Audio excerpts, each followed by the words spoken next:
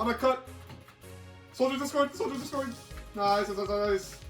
Zarya. Why is it taking so long? Kill Zarya. Kill Zarya. Teabag Nemo. Get him. Easy. Good job, guys. Easy.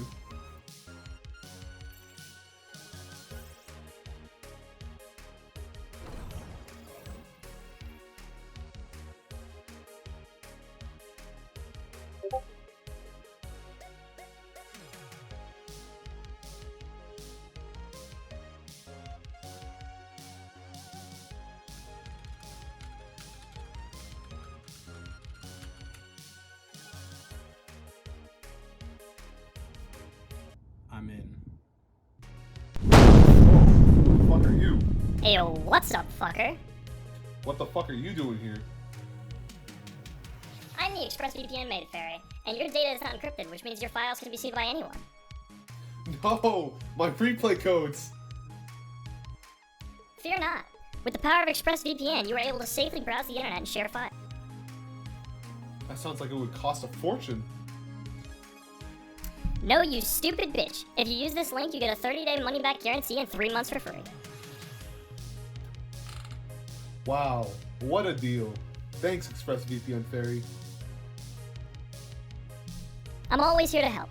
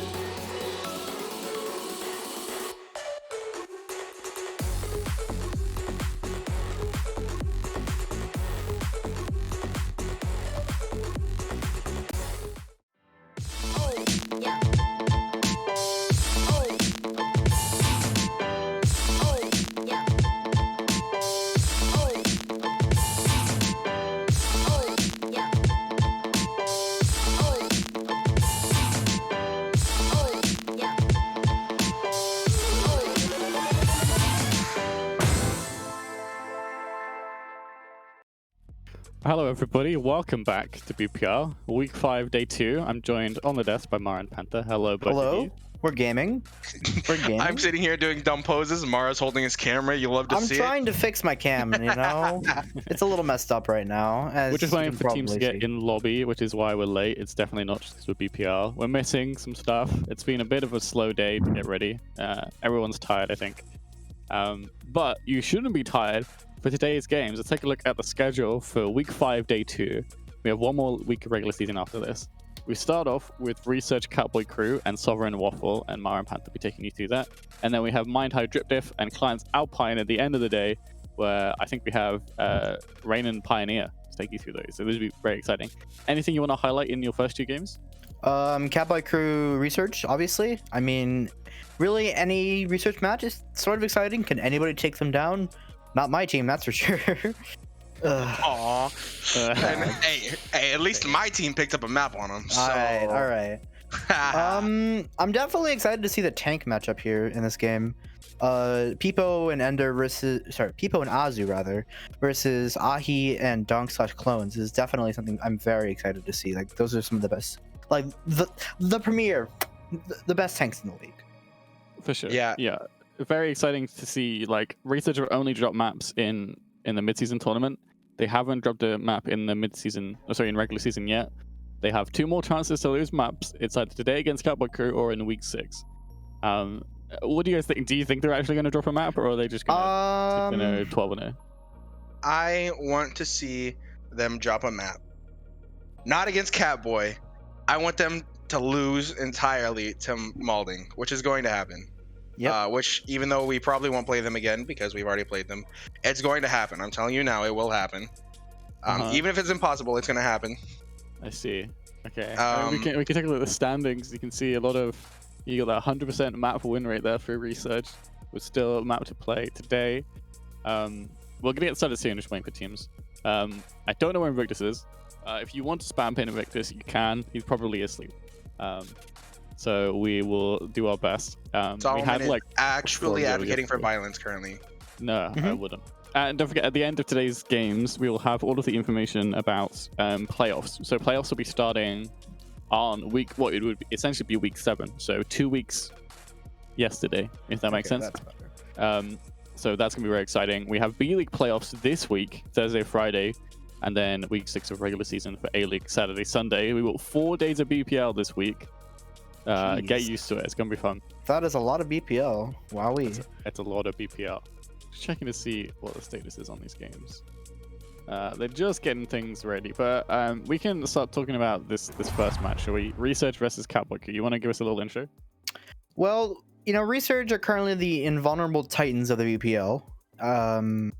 So yeah, and really, it's just whoever can compete with them. It's that's really it. Like, can somebody take a map off of Resurge before the season ends? Yeah, I think they are beatable. I know they look very strong, but I think if they're having a bad day and another team's having a good day, I think they will be able to be taken down. Now, if they're playing up to form, that's going to be hard, but I do think it is winnable. Going into this, I'm not sure how it's going to work out. I mean, it's kind of early for me to pred. I'm leaning towards more towards Research. But Katboy Crew has a pretty strong roster, and they've shown themselves to be pretty capable. So I think this is going to be a great match going into it. I'm not sure. The players on both teams, both teams have amazing players. It's going to come down to like who's performing well individually, and if either team has just are having a bad day, I guess. So the thing about Research is that they only play really one comp, and even then it's a slight variation of that comp. Is it the other comp they play? They play the Ball Tracer comp, with the Echo and the Mercy and the Zen and the D.Va really, really well. They're sort of a one-dimensional team, and I think this map pool really does still favor that map, that sort of play style. And I don't know if I believe Katboy have been scrimming a sort of counter comp to that comp specifically. So I wonder if that counter comp will work well enough against easily the best team at that comp right now. Yeah, For those who aren't aware, our maps for this game will be Volskaya, Blizzard, and Ilios. And I'm not too sure about Volskaya with Baldiva. I haven't really practiced Baldiva too much, just in the beginning of BPL season 2, so I can't really say if that's truly educated or not, but in my opinion, I see Baldiva not being too effective on Volskaya. However, on Blizzard World and Ilios and Li Jiang, if required, I can definitely see Baldiva being effective. So we could, if Katboy is playing a different composition or a counter composition for Baldiva, if they're playing it well in Volskaya, I see them taking Volskaya. Resurge will probably have a much better time on Blizz and Ilios, but we'll just have to see how it goes. Like I said earlier, it's down to the teams just dropping spaghetti at this point. I'm really not sure. You know, I've seen both these teams play, and like I would say Resurge really doesn't drop their process a lot sometimes, but it happens every once in a while. Yep. So maybe Katboy can get lucky with a little bit of a little bit of the Italian special today, as I call it. I mean, you can say they don't drop their pasta very much, but they did also lose to a B League team. They lost the map to a B League team. I don't think that counts. You can say throwing, but in my opinion, I think throwing is dropping your pasta. All right, I respect that opinion. Right now we're just waiting for teams to be ready still, because it's BPL and everyone takes 7 years to load into a game apparently. NA lobby BPL. Let's talk about these rosters since we still have some time. For Resurge, it'll be Clones, Ahi, Supportive, or Dirt, Drake, Illuminous, and Georgie Boy. For Katboy, it'll be Peepo, Azu, YZ, Magnolia, Revere, and Paul. Yeah, I haven't seen too much of these comps. A lot of times I really honestly don't watch these games. I'm not usually casting them, and I'm only watching my stuff because I'm egotistical. Or I'm watching Amir's. I'm watching Hog and Ball. But when I was on Hog and Ball in the first season, I had, or maybe it was Sub 23. I think it was Sub 23 actually. First time I met people was in a game, and I went into the game saying, I'm gonna roll this nobody. I have no clue who this is. And then I got pub stomped. So Peepo is an absolutely amazing main tank. With that being said, I don't remember the main tank specifically. I know Ahi is the off tank. Ahi is the off tank. Clones is the main tank. Clones is the main tank, right? So I don't know too much about Clones, but I do know that they are very capable. I think with Clones in, they're favoring a Winston look, but I could be wrong. I don't know. Everything about Volskaya is just kind of confusing because I remember them very vividly. We're running a Winston comp on this map. That does not seem to be the case, though. They are just running Baldiva. That's the standard comp they've been running. Katboy crew, on the other hand, they're running a little bit of variance on that comp. So with the ball and the tracer and the Zen. But you have Azari instead of the Diva, which is very good for enabling the ball to get a lot of aggression. Or like to use his cooldowns very aggressively rather and not get punished for it, since he just has a bubble on him that can take 200 damage. And you have the McCree, who's really good against like the enemy ball and like for deflecting dives and stuff, and like just very good like mid-range burst damage. And you have the Brigitte, who's also very good at just deflecting the dives and protecting the Zen, which is basically the centerpiece of this comp. Yeah, I'm not too sure about the Zarya pick. I think it really only helps Ball, doesn't usually help other people, but if they can get this Ball going and keeping him aggressive and keeping attention on him, I can see it being very valuable. All right, like if people are going to play this aggressively, the Zarya is going to be very useful. Already taking so much damage from those stickies from Drake on the Echo, and maybe though. Those are some very good picks for both sides. I think Katboy has the advantage right now because they still have their Zen up and both supporters, and they only traded the Kree. Magnolia, they're sitting on the point right now, just hooking the Mercy. Georgie Boy getting very, very low. They could follow up on this damage and get a very nice pick here and leave Resurge with no supports, but currently they're just hiding in the Mega Room.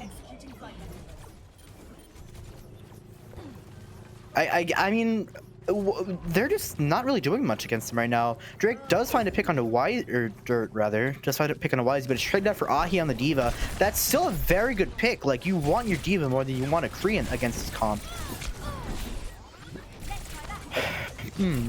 Yeah, right now it's just kind of back and forth, tug and pull. They're just trading really hard right now. Okay, that pick on the Zarya should spell the end of Katboy's push here. but maybe if Luminous falls, he's in the Mega Room right now. He does fall. Peepo is still healthy on this point. Rivera just kind of 1v1ing, or maybe 2v1ing, I guess. A little feeding right now. Paul and Rivera do fall to Drake, though. That should really just be like the final nail in the coffin for that push for Katboys. Yeah, the main thing that happened was Echo was uncontested. I mean, shot it a couple times, but instantly healed up because there's a Mercy Pocket. That's one thing that you're losing out with Zarya, is you cannot eat the stickies, and stickies while boosted do a little too much damage. And with Echo gets so much value just by being alive. She either needs to be dead or she wins fights. Illuminous dies first again. Like, Katboys have to take the aggression off this. That's a very good ball from Ahi. Actually kills Paul. Ahi's traded out for by Magnolia, and now okay, Katboys have no supports. I don't think they can realistically win this fight. The mines are invested from Peepo, and Georgie does fall. Clones falls as well, and there goes the dupe for Drake, and that should realistically be a first point cap for Katboys with about 130 left in the time bank. Should round out to be. Yeah, I think the aggression levels for Katboy was just a lot better that fight. And Resurge invested ults just to try and keep them back, but Katboy just exploded out faster than they could respond, and that's what won them that fight. They were able to get so many key positions and key picks by just moving faster, and that's really what you need to be doing on such an aggressive comp. Katboys are still in a good position with their ults here. Clone's taking so much damage. Clones gets bursted down. That was impressive. So much CC just laid onto him.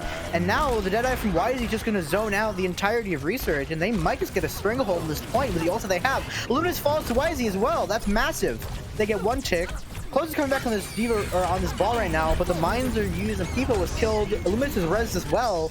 But there's still more picks coming in from the side of Katboys. This is still a very winnable fight. Katboys are still investing well. The grab doesn't connect onto much from Azu. Just kind of sitting on the point right now, clearing mines. Luminous falls yet again to Magnolia on this Tracer.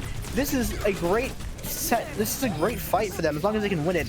Paul gets a Trank, does heal up Zarya quite well. And now Azu still is in this fight, sitting on the high charge Zarya. They're getting so many picks right now. Research don't know what to do. Magnolia is finally traded out by supportive on the Tracer as well as Wisey. And yeah, that should be about be the end of it. But that was a very good push. I don't think they can realistically like win this fight. Yeah.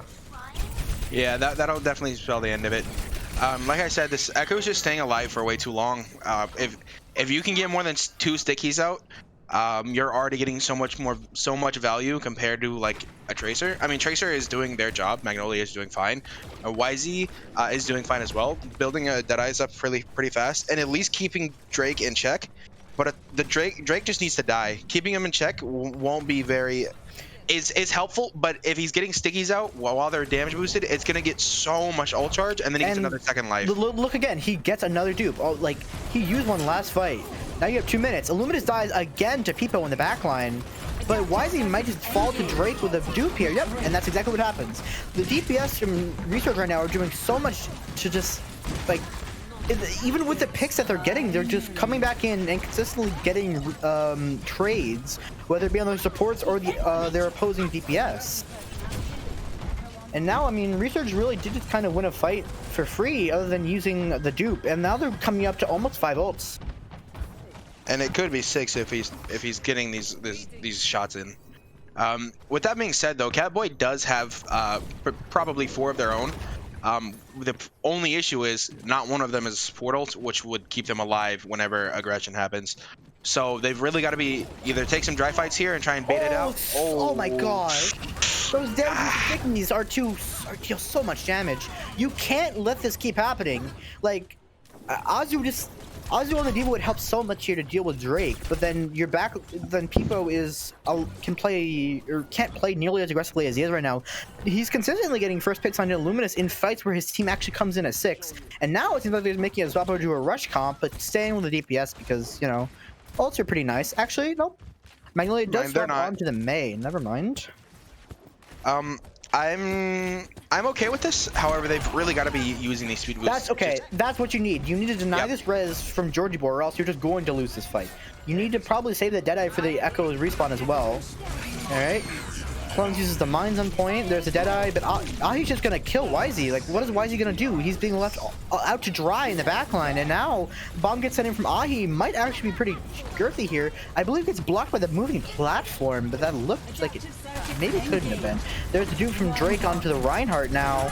And the Reinhardt really is just kind of like the icing on the cake here. They realistically can't win this fight just because of the fact that they have no ults and they're down one already. They're just kind of sitting in the mega room, just kind of giving them... They're just giving them more ult charge, rather. Paul does get that window, but I don't know if this is going to be enough.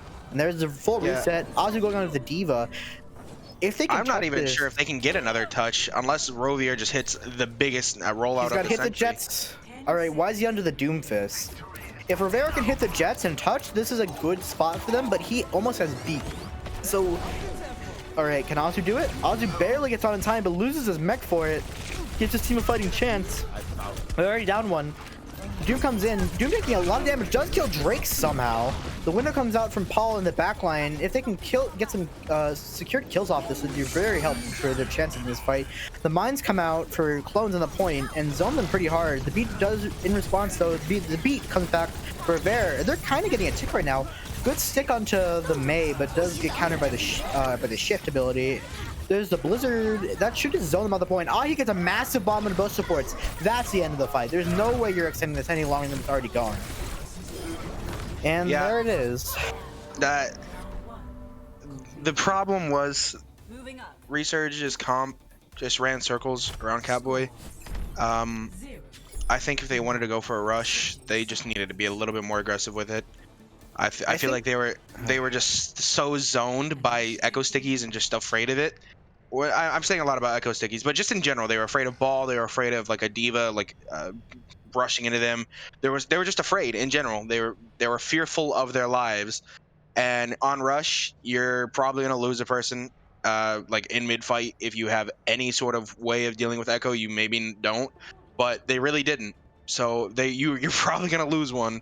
And I think you just have to play knowing the risks and just trying to take these fights as aggressive as possible. And that's why you see a lot of teams opting into this Diva, but Katboy just aren't, because Diva provides so much damage mitigation that Zarya only can provide to one target, you know? Yeah.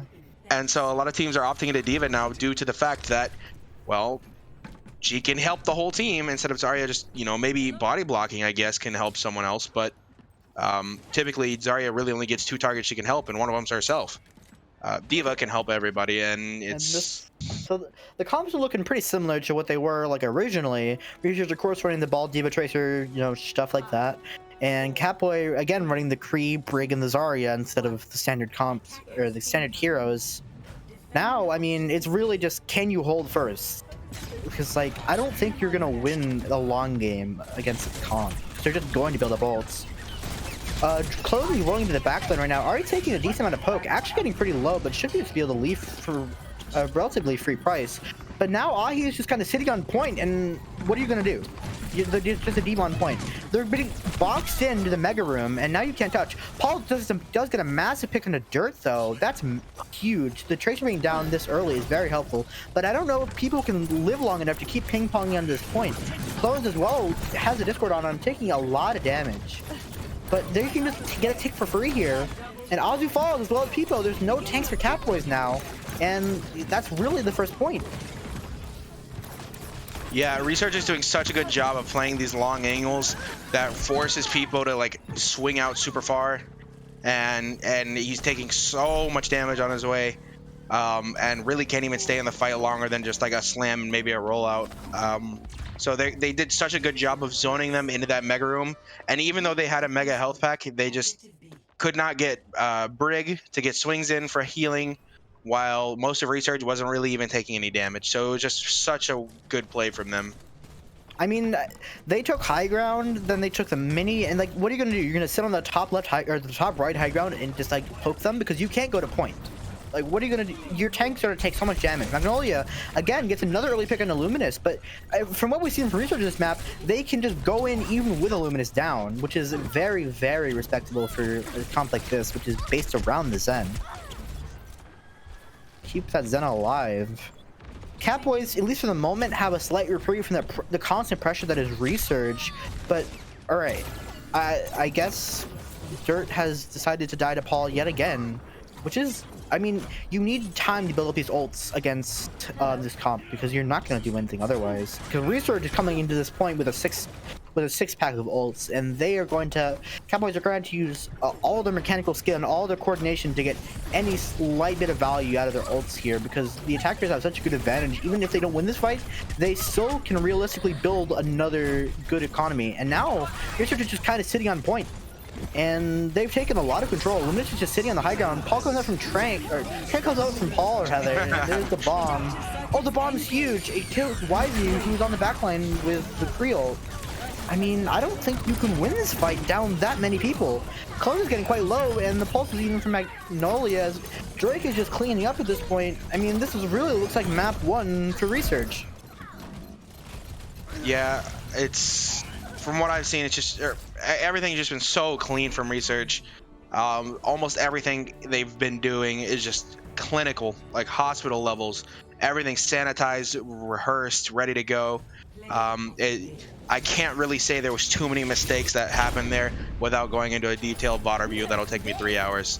Katboy's got some competition here, and they've really got to step it up, figure out what they want to do, and see how they can counterplay this if they want to win this series. Going into map 2 Blizzard World, I mean, this is probably their best shot of taking a map in this series. I don't know realistically how much Katboys can do here.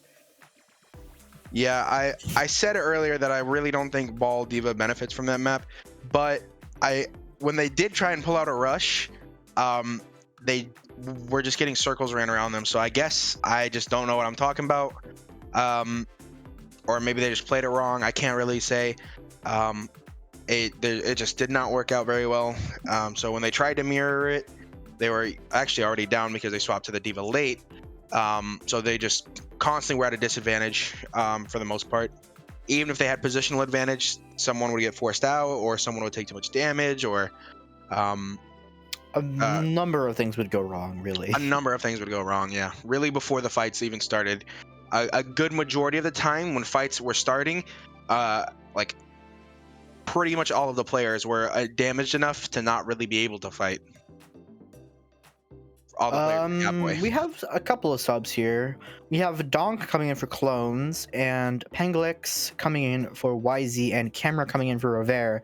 I think this is kind of just like an A-team map at this point, so that just definitely could theoretically be closer, but I don't know how much of a difference it's going to make, like putting in Penglix and Camera instead of Revere and YZ. YZ was doing all right, but how much can you really make a difference against the monstrous DPS and tank play of Resurge? I think this will be a bit beneficial because our map is Blizzard, which Donk is pretty confident on Ryan and Winston, and we've kind of been seeing that a good amount on Blizzard. Mostly Ryan, because Rush is starting to come into meta, at least for BPL. All right, we're going in. All right, that's a little preemptive. Dang. But Donk is, I believe, a bit more confident on the Ryan than Clones is. So if they're planning to run a rush, I think that this is their comp. I don't think they're going to run a rush. I'm going to be honest with you. I think they're going to keep running this comp because it works. I don't understand why you would change it. Even on this, like, this map favors it. I don't understand why you would run anything different. And I guess we'll just have to see in less than a second, and they're still running it. And Katboy are still opting into this Ball Diva, or Ball Zarya, I mean.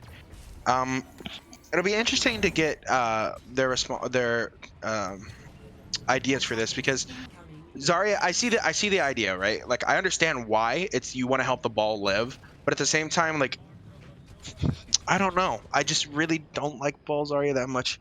Maybe I'm just a fickle character, but... So, Ball Zarya is easier to play than Ball Diva, and Ball Zarya also allows the ball to play a lot more aggressively. And as well as, like, the Zarya is kind of a backline bully, so where, like, she can take some pressure off the backline if she's there, but realistically, the Zarya is just gonna get walked at and die by the hyper-mobile entire team of Resurge. Right, and that's kind of what I was... kind of my thought process is... Just, I feel like if they're coordinated, Zarya will die too fast. Yeah, and it seems like they're coordinated right now. Paul taking a lot of damage. Paul dies to the damage to the stickies of Drake yet again. These stickies are just disgusting. Like, What's the ult What? charge? 23%? Yeah, that was what? 23%. One Yeah. target that he hit? I'm pretty sure he hit more than one. And then Magnolia dies to Luminous, I believe, in the back line. That's just unfortunate. Luminous is a little low, but his shield should recharge in time for their next push. I don't know how much this comp is going to do against Katboys. Or, sorry, I guess Research, rather. Again, like, these stickies are just doing so much damage to them on approach. They really can't approach they can't walk in an efficient manner without taking damage and having to use resources like the Brig Packs or the Zarya bubbles. So now you're coming in these fight down cooldowns. Drake taking a little bit of poke, especially with the Discord on him, should deal a decent amount of damage. Peepo just kind of disrupting their backline, but how much can you do without your Tracer there to follow up on the damage that you deal or the disruption?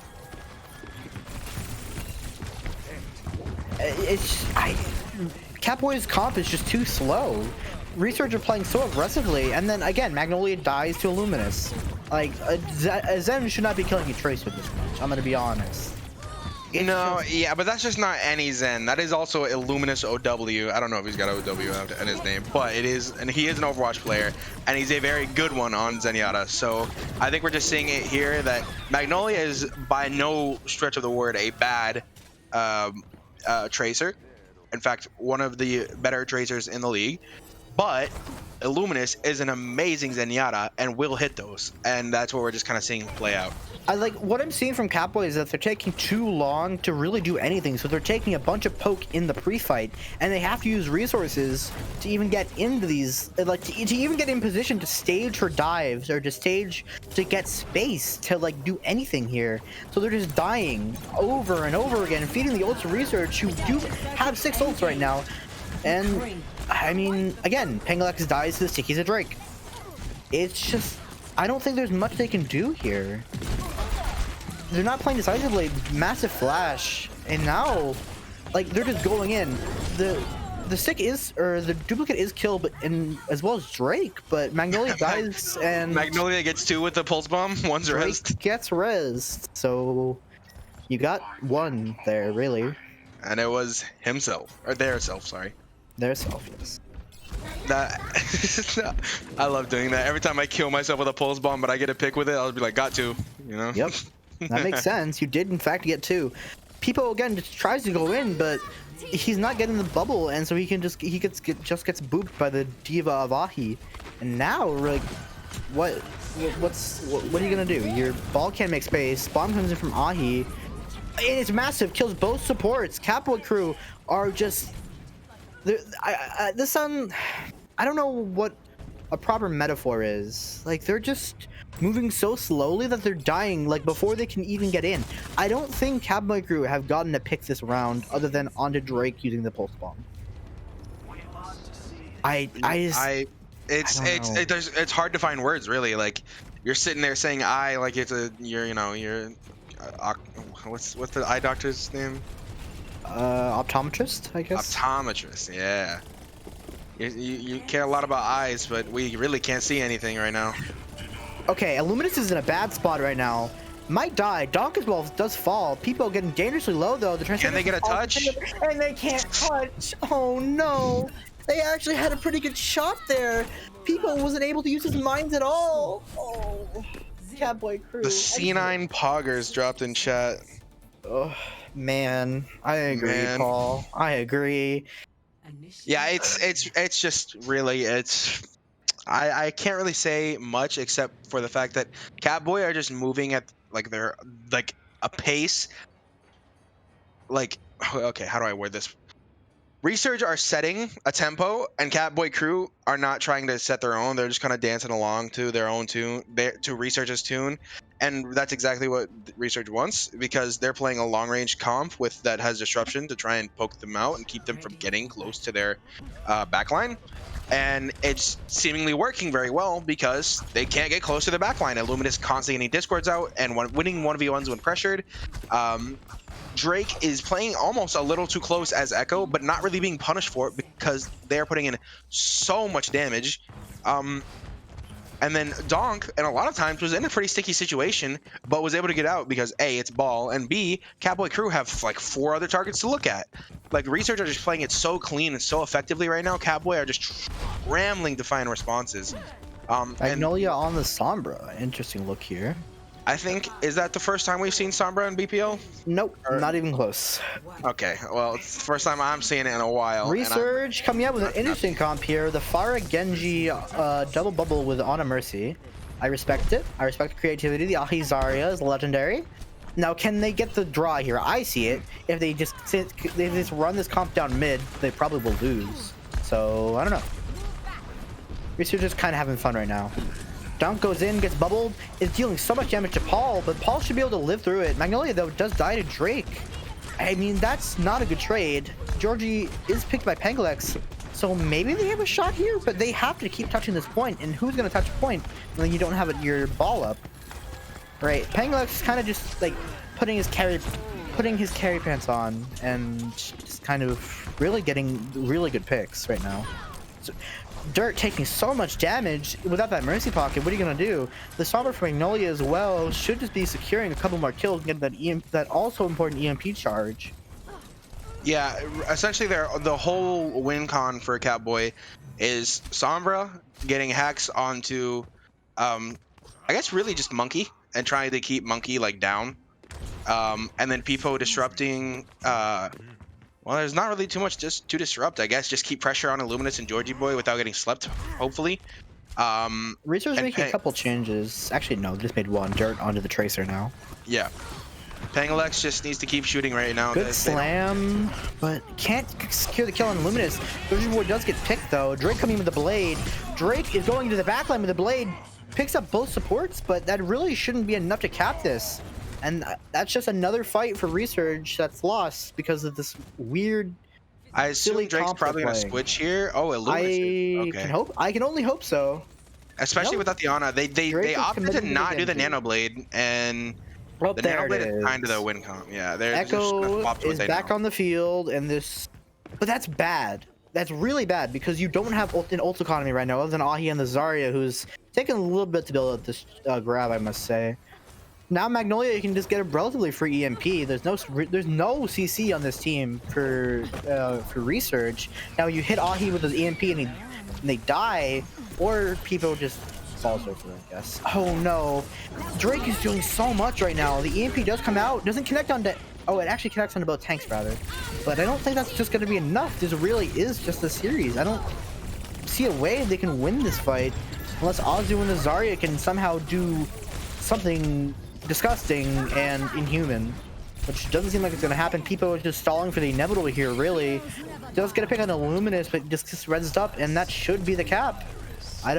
Okay, Paul coming in with the Transcendence is going to delay this, but how much is that really gonna do here? Paul does kill Luminous somehow, maybe? Maybe they can win this fight if they can deny that res. Paul's getting... Oh no, not out. Yeah, that's it. Yeah, just... Maybe? Ozzy still on the Zarya is doing so much damage right now. They gotta kill Georgie. They gotta kill Georgie.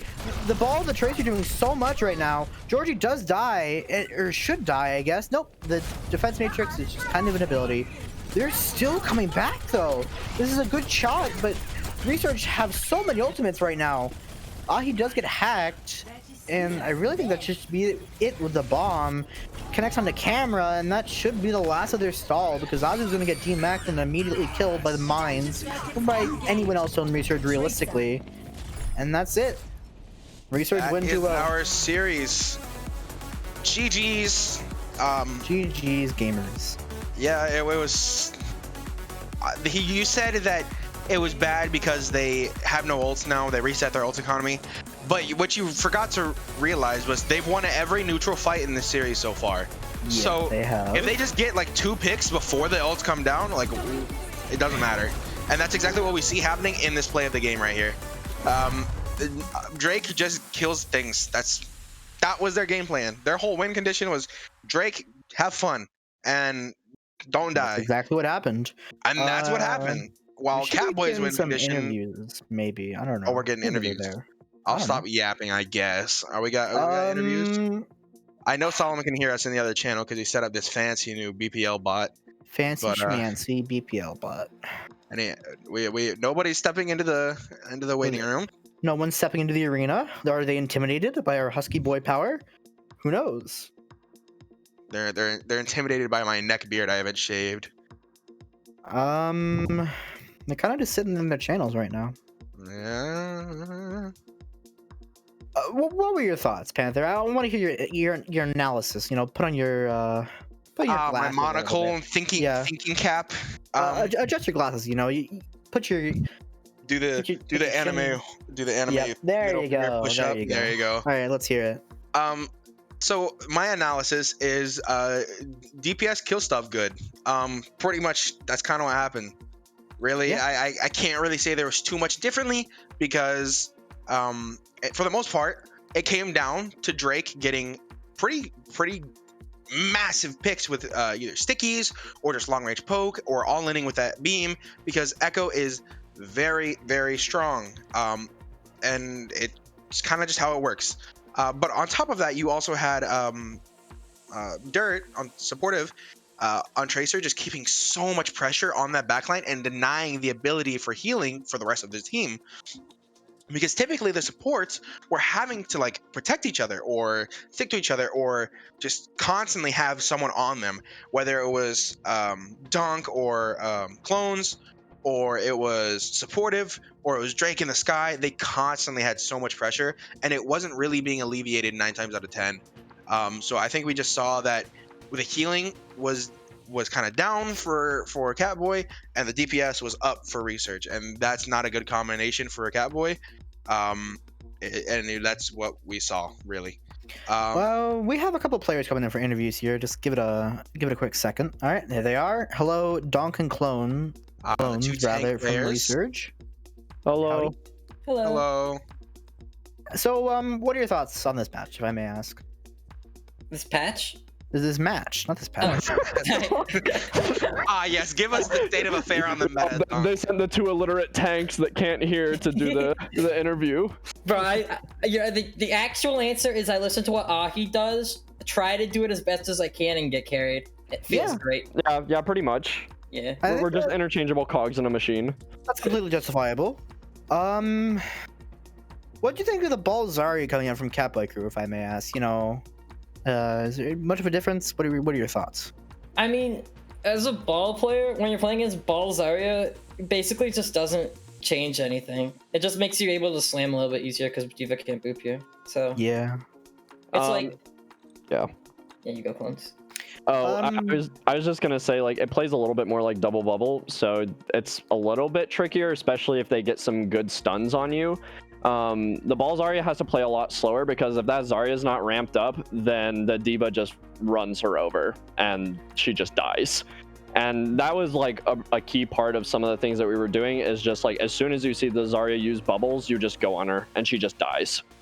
Yeah, no, that was kind of what we were talking about. Was the Zarya just does not have as much damage mitigation as D.Va, and also is very easy to run over with a mobile comp, which you guys had, and it kind of just saw it happen, really. Constantly, as it was getting a good bit of damage out and got a couple picks sometimes, but for the most part was kind of just left on the back foot, just kind of pocketing ball, and didn't provide too much protection for the backline. And I think that's, you guys really exploited that well with Drake.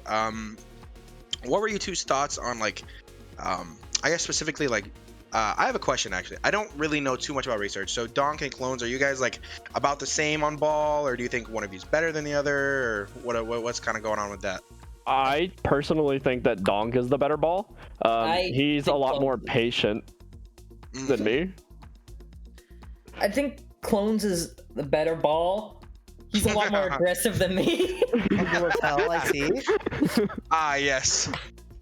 You always want what you can't have, I guess. Yin and yang, I suppose. Yin and yang. Yeah. What happened on Blizzard World Attack, if I may ask? Drake wants to play Genji all the time. That makes sense. So he's like, hey, Drake's kind of an emo terrorist. We can play this comp and Drake can get to go Genji. And I'm really bad at Winston. Like my ball is like not inspirational, but my Winston is woof. So it's like, so we kind of soft through that. a little bit, but we just swapped and then won, so you know. Well, and then the other part of that was like we did have a fight plan going into that, but we just didn't execute it as well as we were hoping to. Like the plan was to jump the high ground with the monkey bubble and try to like at least take some stuns for the Genji to just go in and get like a pretty good blade. But obviously we weren't able to follow that up as well as we were hoping to. Yeah. So going into next week, is there any particular opponents you really want to play? Anyone special? You know? I mean, it would be kind of fun to go up against clients, but I have no strong feelings. Yo, can we get some standings on the screen so we can see, you know, how it's looking right now, Mr. Solomon? Yeah. I don't think it's happening. Some stats. Solomon, stats, please. Stats when? Pause champ. All right, I'm gonna do this myself. So because I want to like. Yeah. I don't know, like who can you guys play next week? Because there's other 3-1 teams that aren't Katboys and Sydney. Okay, So... Solomon is just like, okay, when you're done, throw it. Okay. Thanks. No, sorry. Solomon. Oh. No. Wait, who is we it? have stats. Oh, we have stats. I didn't do that at all. What are you talking about? What? Shush, Solomon. Or sorry, shush, Panther rather. Yeah, there are the standings. So you guys can play either clients or it's Malding, I believe. I think depending on Malding's results. Wait, or that. Excuse me. I think it is just clients actually. I don't know. Swiss is a little confusing. That sounds right. Sometime. Yeah. I personally just want for me and Donk to be freed from ball jail. I just want to play Rhine or Winston forever and ever. That is a good question, actually. Why do you guys like stick to that? Is it more so like certain players have like their specific like ideas, or do you just like it worked well when it was entirely meta, and now that it's mostly meta, you're just sticking to it? Well, the reason is that like we have a bunch of people that are really good on comfort picks, and then all you need to do on ball is just vibe in the backline. It's a tank that takes the least resources. So if you just sit back there and you do a little bit every once in a while, and the actual resources go into the rest of your team, and like Dirt or like Drake or Ahi are able to like super pop off, then that's what that means that you win. So yeah, and I don't think like our brawl would be inferior to any other teams, but like honestly, there's just not a lot of teams that have been able to figure out how to counter our play style or how to run the counter comp. They can't deal with our aggression. Like I remember when we first scrimmed Katboys, Paul legitimately died 16 times without getting a single elim. So like people just don't know how to adapt to the aggression, and I'm really hoping that we run up against an opponent that can actually handle what we're bringing to the table. Those are some fighting words there. that's do you have any closing thoughts? Oh, my camera's going a little wacky, a little wild.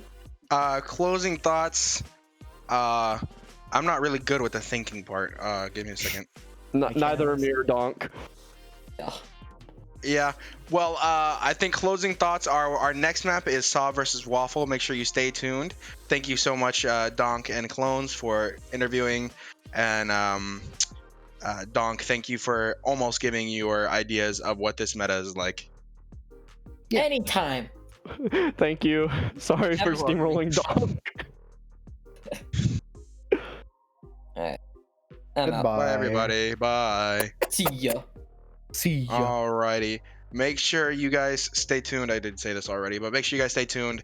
Next up is our how should we word this? Like, it's a game. Sovereign. I don't want to be rude. I think this is definitely it will be a good game, but it is a game. I think it's a game between teams that still have a lot to prove. Sovereign still haven't picked up that mythical match win yet.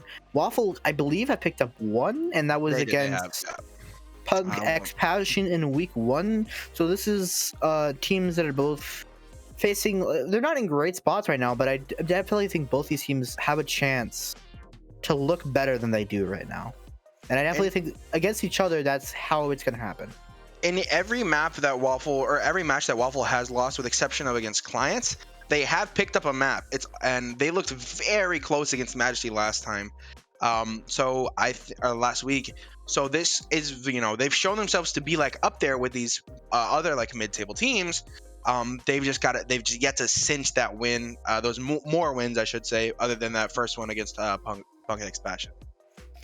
And Sovereign is just a very confusing team. I like a lot of their players. Like they're really cool people, but it just seems like they can't put everything together right now to a point where they can beat teams. And I feel really bad saying that, but like it still seems that they're very confused as a team. And I hope that they can show that they've improved a lot since they're showing last week against Sarasota, where they fell on a map 3, I believe it was.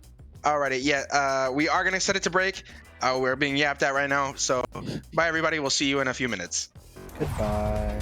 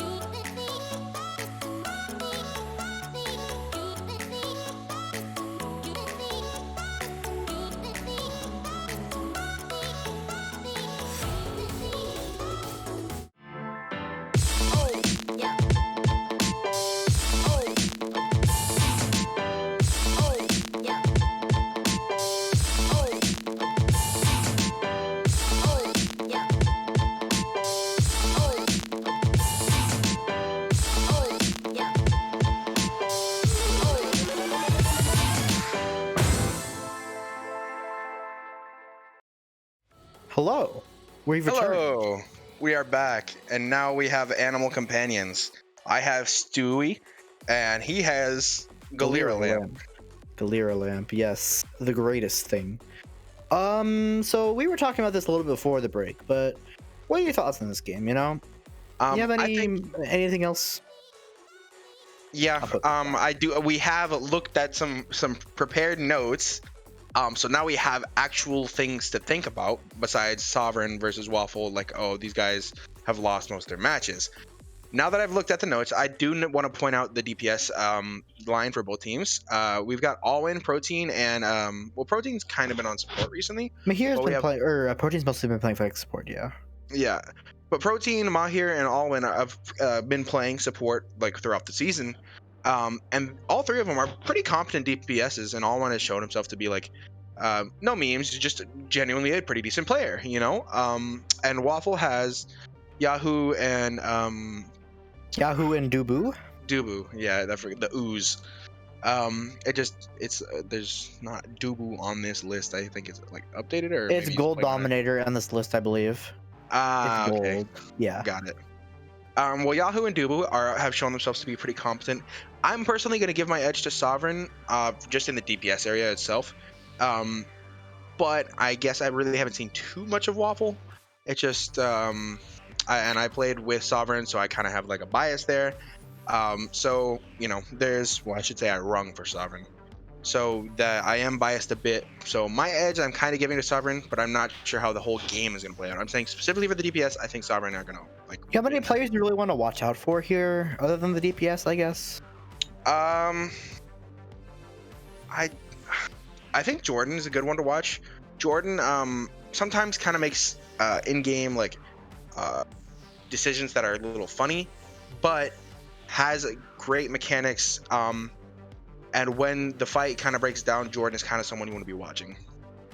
Yeah, so we're going to Hanamura first. And do you have any predictions for the comps they're going to bring out? I'm feeling like there's going to be a Symmetra. I don't know why. I'm just getting an inkling that someone's going to pull out the Symmetra. And considering Sovereign on the attack, it should be them. I don't know. What's our first map? Hanamura. Oh. Hanamura, yep. That's what I was talking about Symmetra for. So both of these maps, we have Hanamura, then King's Row, then Nipple, and then Lijiang if required. I think almost all of these maps are very rush favored. Hanamura, you can run a more divey on second point, and kind of on first point as well. But I think for the most part, these maps are all pretty rush favored, and which is kind of like the opposite of what we saw last series. So hopefully we'll see some rush here. Baldiva is a fun comp to watch, but I do like, you know, I'm a main tank player. I think Ryan is just a lot more satisfying to see those big shatters come down. Ooga booga wrangle burr. Yep. All right, and heading to the we're match heading now. in. We should probably go over rosters while we actually have the time to. You know, I think that doesn't seem like a bad idea. Carson Jordan on the tank, Dubu Yahoo on the DPS, and Sleeping and Bird Boys on the field for Waffle. And for Sovereign, we have Spooka and Tomatin on the tank, Mahir, Protein Chick on the DPS, and CBT and Dynamic coming in for the support. Dynamic is a ringer. They do not have Jax, I believe it is, and they also don't have All-Win. So maybe they have, I don't know. I really don't know, man.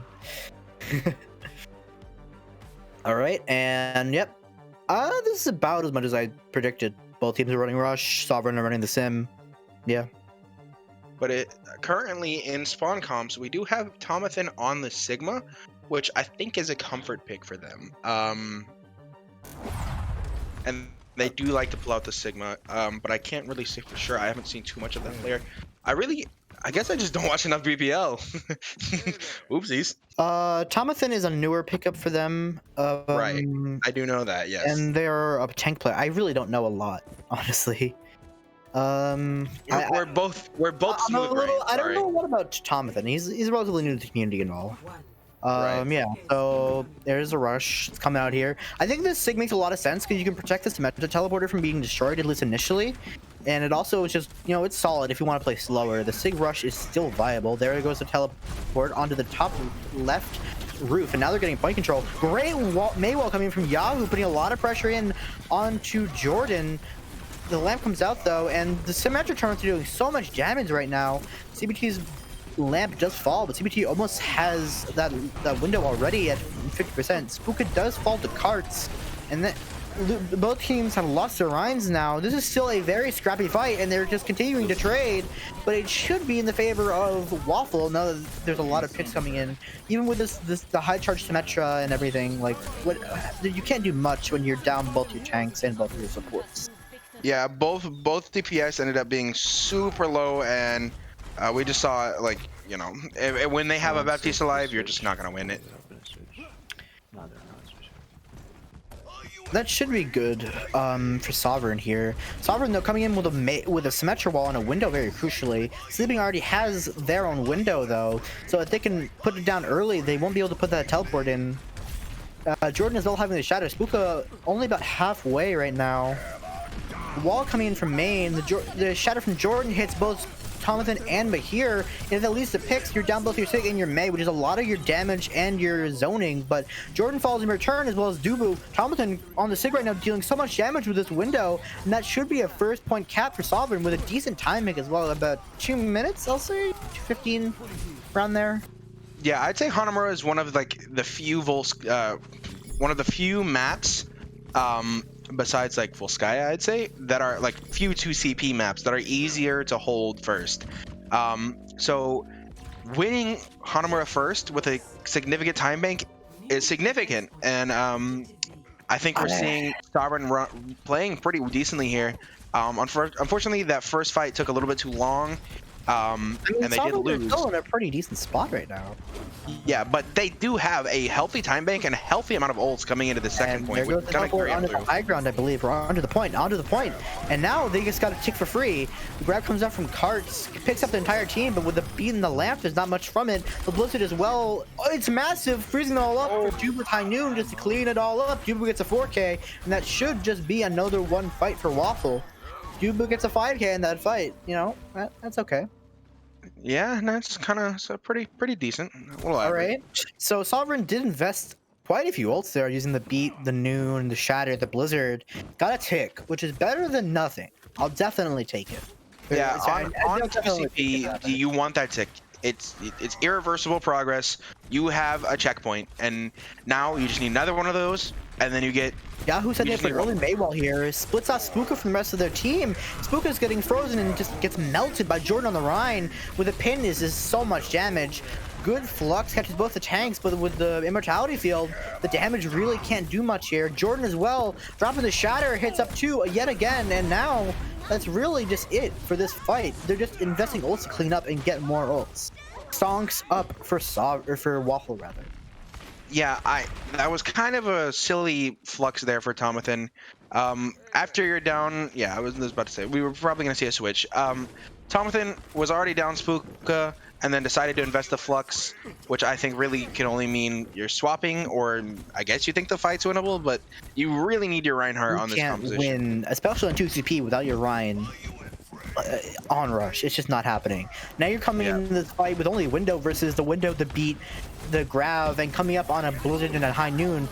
That's a big, I think it's a decent flashbang, and the Grav doesn't pick up anything, and now they should just be able to live through this damage and just make their way onto point. Mosey on down, and the Blizzard is even from Yahoo as well. Tomathan on this Diva already making an impact on the field. The window comes out for CBT, and that should just be icing on the cake for this. The BT is very early. Dubu swaps over to the Doomfist to try and get something down. Does kill CBT. That's massive. If they can continue to stall this out, being down your BAP is all your sustain is gone, and they're stalling it pretty well right now. Burboy is getting very low on the point.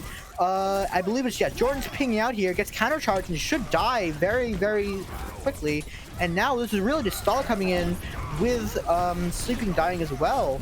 The Blizzard is just literal icing on the cake, freezing up all the targets to make them easy prey for you and your team. And that should be a Protein cleaning up, killing the Lucio and the Zarya. That was a very, very solid push from Sovereign with a respectable time bank. Yeah, Tomathan really came out strong on the Diva, and I like it a lot more than the Sigma. Sigma can just get ran over so hard and doesn't really provide too much in like a neutral, or not neutral, but like when a fight breaks down, I should say. Diva, however, can like go in, can go out, can go up, go down. There's so much that Diva can do, and the Matrix is a lot more reliable than Sigma's shift. Unfortunately, there's obviously not a shield, but I think Diva just is a little bit better, and we saw that play out a lot. Diva, especially on second with all the high ground, is so much more useful because you can just you have that 4-second booster cooldown, so you can just go where you want every 4 seconds, which is, you know, it's all right. Sovereign though, interesting look on the defense here. The double shield Torb Ash. And, with no mercy pick either. The spam with no mercy. I think Babzen's fine. Yeah, Babzen's fine, but I just think I think Ash is really best off with a Mercy. I mean, obviously you do have a Ash window. doesn't really need a Mercy, like, or at least at this point, you can't consistently one-shot squishies anymore, other than True. Tracer with a headshot. So what's the point of having the damage boost? They're just gonna be live on 5 health. Might as well get the additional damage from the BAP as well, the window and the lamp, which are both very good abilities. Spooka now kind of just sitting over there on the Orisa, you know, moseying down on the horse, who was recently buffed and not take any more headshot damage, which is all right. It's not great. It's all right. Waffle, of course, coming out on this rush with no Symmetra, noticeably. So they're going to take so much damage in this approach here. But here gets a massive dynamite on all of them going into the mini room, while used by Yahoo very, very early. And they really can't do a whole lot here because Sovereign's just going to rotate back to the point, and now they're just going to take more poke damage from this comp that Sovereign, which is exactly what they want to do. Good pull from Spook as well, pulling them into more damage, and the Ryan Shield's broken. So what do you realistically, what can Waffle do against really do here, like taking this space? All going under the point now. Great wall from Yahoo, but the lamp use from CBT to deny the kills, and as I say that, the entirety of Waffle's core just perishes. Yeah, I don't know how they died that fast, but it happened. So, okay. But Waffle took such a long flank that they're already down a whole minute just for a very quick loss. And they swap mostly. I think that's a good idea. You really can't play this comp into the double shield poke comp that they're playing, because you're just going to take so much damage. You're going to be using so many cooldowns to even approach. Waffle now swapping over to a Sig Hog, Ash, Echo, Mercy, Zen, which is another interesting comp. Kart's legendary Hog player, I must say. Absolute nutcase on this man. He's a freakazoid. And really, like, they are just doing the same thing. They're trying to poke them out and get early picks, like with the Sig and the Hog. A lot of shield pressure. Bird Boy Zoe does die on approach yet again. Does get rezzed up though. The bomb from here actually is massive there. In getting into that little room is a lot of distraction, as well as you have to commit resources to killing the Bob, or else he's just gonna deal that damage to you. Spooka does get a little bit of a feed. I believe it took him by Karts, but this is really just a prolonged one fight by Sovereign. Like, you can't push in with the Hog and the Mercy up. Yeah, that was definitely an overcommitment from Spooka and Tomathan. Tomathan wasn't punished because Spooka was, but both tanks really just pushed too far there. They should have just held the angle from long distance like their comp is good at. I mean, Sovereign are fine here. They have window, they have all these ults other than the Bob, which Mahir will build up soon, I'm sure. Tomathan taking a lot of damage, just trying from Dynamic. They're overloading their support ults a little bit. They should be able to be fine here, because Kart's dying is a decent amount of that comp's like pick potential, because you can't get the hooks, and now Jordan falls as well. Like, they're just taking, the obstacles they're taking are fine, but they're not getting enough hook to really justify playing this comp. I don't know, man. Yeah, the problem is they're trying to get these hard picks out, like this super hard CC with Hog Rock, and then this high octane damage of Ash Echo with Mercy Zen, but it's not really working out because they're mostly just shooting at shields. And as soon as Hog does go on the flank, it's like shield can be there. Dying. All right, sorry to interrupt, but CBT dying is massive for this comp, as well as Mahir falling as well. The coup is committed by Protein, and that should kill the dude from Yahoo, but that's really just delaying the inevitable. You are going to lose this fight. Try and make it costly for them, but you're just investing a lot of ults here. I can only hope that Tomlin's switching after using that flux and during it hit. Didn't hit very much. Yeah, Protein's layer of protein didn't really do too much there. Unfortunately, it was kind of just a lost ult. So now Sovereign coming in, or Waffle rather. I don't know how I keep messing that up. I've been swapping him up too. Yeah. Waffle has 3 minutes coming to this point, so already like they're likely not to get a similar time bank or a greater time bank, because they don't have many ults right now. They have the Sig, they have the Flux, the Bob, and the Zeno, and that's really about it. I don't know how much it's gonna do. Actually, Sovereign only have a supercharger, so that could do something there. And Bob. I feel like Bobs are definitely just gonna be thrown onto point for Bobs are going to point pressure, of course. That is what Bob does. He's very good at that. Throwing it from main. Mahir taking a very, very risky angle. It gets picked out for it. That was super risky. The flux from Jordan as well should hit a couple here, I believe. I'm not sure what happened to it, actually. It just made space, and now Bob's on point, putting so much pressure on Tomathan. Tomathan has a Discord on him, just gonna really just die there. And I think maybe Waffle can cap this as long as they kill this Bob in a timely manner.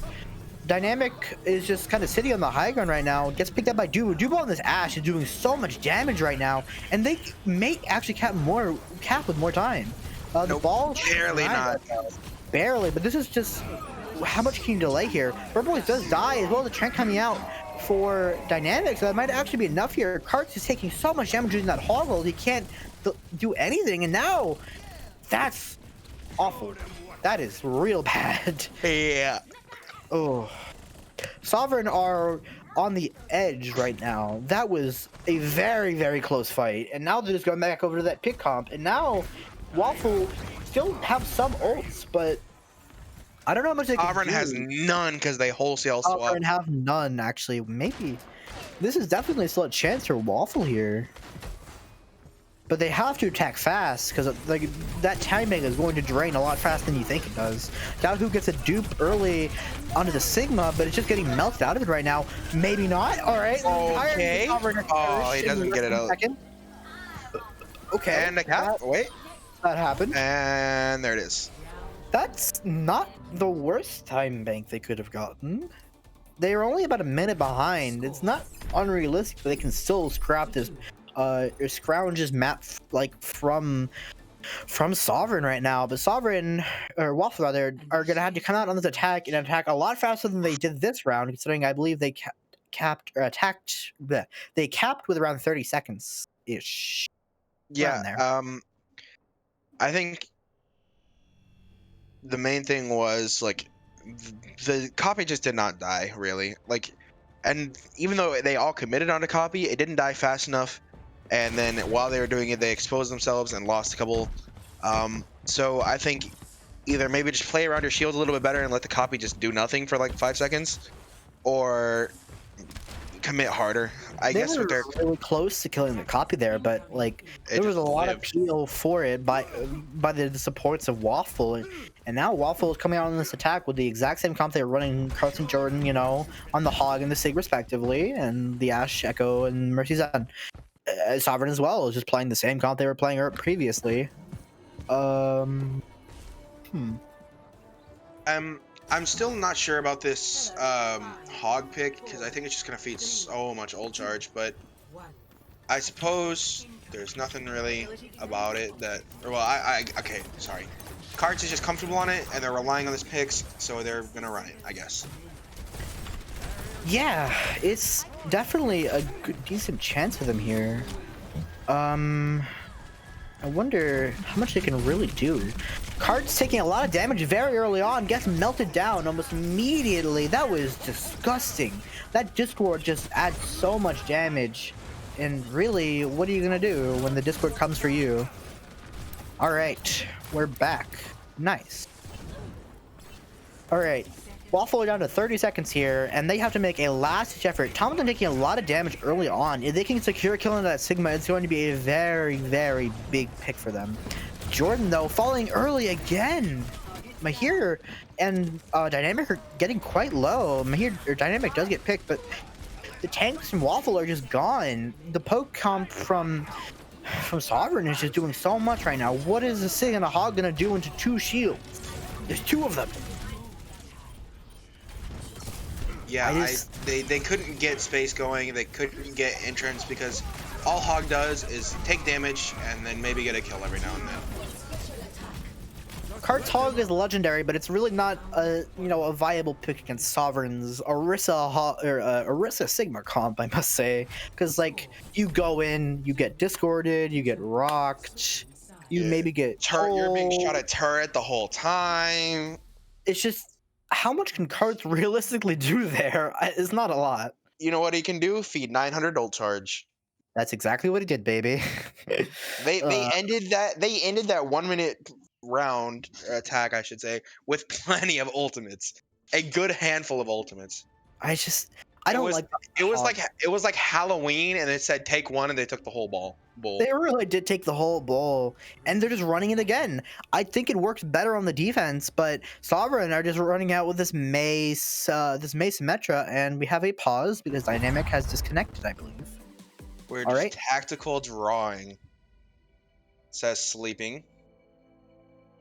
We've had a.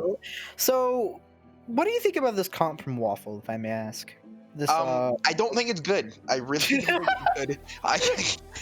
I was trying to be nice about it, but like, I think it's almost there. But Carts on the Hog just tanks it, absolutely just drops it into the dirt.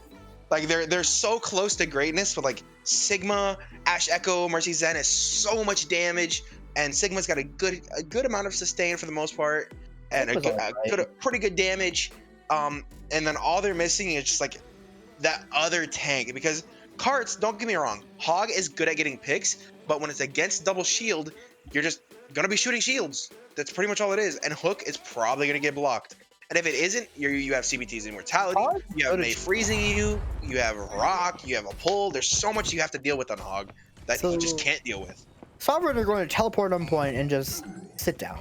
They're going to turtle up, you know, maybe not. Actually, they're not running the Orisa, they're running the Ryan. So this is what they ran on this attack. But Waffle's comp, I think, actually matches up pretty well into this. Now, but if they just teleport into point, realistically, Sovereign are just kind of sit there, and Waffle can't do much because your Hog's probably just going to die. Jordan actually is on the ball right now. So that could be pretty good here if you can get a good slam with an initial teleport and get some picks. Their only hope is Jordan isolating a target and then Carts getting a hook, and then that target discorded and everyone shoots that target. Let's see how it goes. The teleporter is coming up very shortly. No, nothing connected by that dynamite from Dubu. Oh, they're teleporting top left and just harassing Dubu, and now they're just going to point. This is exactly what they did on the attack. And Bird Boys does get a pick on approaching though, but Cart just traded it for the boot from Dynamic. Yahoo as well, getting very dangerously close to these tanks and taking so much damage. I don't know if they can win this. They have no support. Okay, so Sovereign has no support, but they still have both tanks. They have a good amount of staying power on this point right now, but it's really, I think, just delaying this death here. I don't know if he can really win this fight. Dynamic does kill Bird Boys. This is a chance. Dubo as well goes down approaching on the Tracer. I think this is a Sovereign map win. I wasn't even paying attention. They weren't out on the point. Yeah, I was watching everything on the screen. My eyes were blinking around like it was the meme with the math equations, and then I just see the gold in my face, and I was like, oh, they won. Okay. Okay. I guess. And then here we see the Deadeye from the back, off the top ropes. Nice. Yeah, this is a very solid from Dubu. Play of the game was freer than Costco samples right there. Oh, that's a little rude. So, what can I say? It was it not? It was. We're going to King's Row, so that means we're going to get more Rush. I wonder if we see more Junkrat play from either of these teams, because King's Row is a good Junkrat map, and I've heard a lot of rumblings of a lot of Junkrat being played here, you know? Yeah. Rumblings are probably true. You know, there's I'm not sure about these teams specifically, but I do know that Junkrat is very common in Rush and choke maps, and King's Row has several chokes. There's the first entrance to first point. There's the arch after first point. There's the entrance to third. Yeah. There's a lot. The whole map is pretty much just a hallway. All right, so we have sorry, this is very interesting. We have a substitution here. We have Alwyn, the Scottish gaming warlord, coming in for Spooka on tank. So, yep, you heard me right. Yeah. Huh? A couple of subs for Waffle as well. Joffrey coming in for, I believe, for Carts, and Jimmy coming in for Sleeping. Yeah, so we're just gonna brush the Alwyn tank under the rug. I don't think we really need to. No, wait, I don't want to. I actually have a thing about this. So Alwyn has very good comms, very good ult tracking, very good pathing, very good planning. So I think maybe even though Alwyn is not experienced on tank for the most part, I think he has the potential for greatness. So I want to see how this goes, honestly, because main tank requires so much good communication, and Alwyn is very good at that. In fact, last night, the main reason why Malding won was because of Alwyn's communication. Well, not the main reason. I'm saying a good portion of it was Alwyn keeping us in check, because a lot of times Malding really likes to kind of yap or just not pay attention, and Alwyn kept us as a group. And I think if he's doing that to Sovereign, doing that for Sovereign, it's good for him to be on main tank so he can have all the information and he can really lead that charge. It's going to come down to his mechanics, though. Will he be able to MTD against Joffrey Jordan as a tank line? I'm not sure he will. I don't know, and I'm interested to find out. We should be going in relatively soon. There's not really any comp predictions. Maybe we see a little bit of variance in the rush here, but it's gonna be rush. I don't think Sovereign pull out a weird double shield poke comp again because it really. Yeah, I don't think they pull out double shield with Alwyn on the in the lineup. I don't know. Maybe the Alwyn Orisa is legendary, and we're just tripping. I mean, I'm pretty sure the Scottish like their horses, right? Oh, it's their sheep, first of all. But oh, the sheep. That's right. That's right. The sheep. I'm just. I want to. There's a certain movie. It's Braveheart, and I wonder if Alwyn can act similar to how William Wallace was in that movie. Maybe he can die for his country and get his team a win in the BPL. Time I haven't really seen that movie. It's a good movie. Hey, okay, off topic. I was watching Umbrella Academy. I've been binging the shit out of it, and where is he? Oh no. Oh wait. Oh, no, I'm allowed to swear these. Okay, I'm sorry. I just can't say the bad ones. Like Solomon says, don't say C word or bugger. I don't think bugger's a swear, but apparently I can't say it. Oh, well, you just said it twice. Oh, well, my bad. Umbrella Academy, come on, yap. Well, okay, I want to. Let's talk about the game. Let's talk about the game. I mean, there's not much else to talk about right now. Okay, fine. We can talk about Umbrella Academy. It's good. Okay, we're done. Okay, it's good. Cool, Watch it. Cool. Yeah. So I don't know the sides right now because we can't see that. We can only see our hands. Yeah, we just see our face right now. So it was Sovereign on attack, though I could be wrong. No, Sovereign attacked first. I think Waffle can choose attack or defense. Waffle can choose. Yeah. Waffle lost first map, so they can choose. I think Waffle just stay on defense and then just try and get a very, very solid hold. Okay. Waffle chose defense. Waffle chose defense. Okay. All right. Solomon says you keep talking about stuff they can't see, so you have lost eyesight. Okay, thank you, Master Solomon. Thank you, Master. I promise we'll do better. Wait, Bosjam Mara? Sorry. Ignore that. King's Row, good rush map. Maybe we get some action with like a Farah or something. I don't know. All win on tank. Wild. Think. What can we yap about? I'm usually so good at this. Why is my brain drawing blanks? Oh, that's unfortunate. Speaking of blanks, Jimmy Blank is in. Did we say that? Yo. Did we say that? Mara, did you already mention that? I didn't know. Well, I said he was in, but. Oh, okay. Well, they're in. They're in. Yeah. Okay. Do I need to get Stewie? Let's talk about Hanamura a little bit, I think. Okay, yeah, wait. That's actually good. Thank you. We can talk about Hanamura. So the main thing that I noticed. Sovereign's rush, if I may ask. It was okay. I think the reason why they swapped off of it because it wasn't as exactly. Okay, we're gonna throw it to break actually. Well, apparently we're having some technical issues right now. We gotta just pause champ a little bit here. We're gonna get back to the action very soon, by the man. Hopefully. All right. Bye.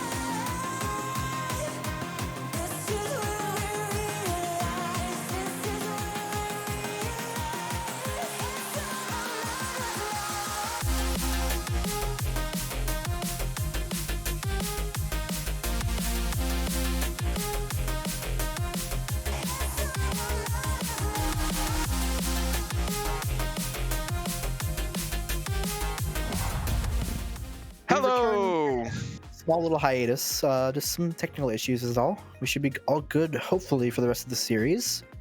Hopefully.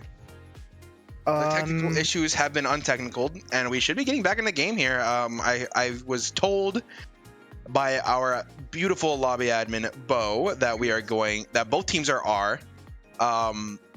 So, and I was also told I didn't need to get Stewie for content because we were ready to get in the game, but we're not getting in the game. Okay, we're going into the game now. Wait. I'll be ready up soon, I'm sure. Let's discuss Hanamura while we're waiting, I guess.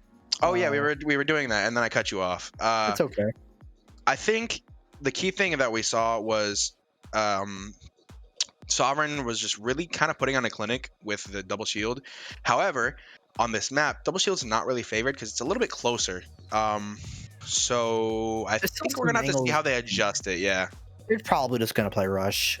Stop kidding yourself. You're excited. You're excited. Okay, maybe fine. I want to see the all-in Rhine. Fine. The all-in Rhine is legend. I think it's actually Tomlin on Rhine, but I could be wrong. I don't know. Oh no, it's not. I called it. He's currently in spawn though, so this could change. But I'm very excited to see what's happening here. Waffle, they're playing Rush. That's not surprising.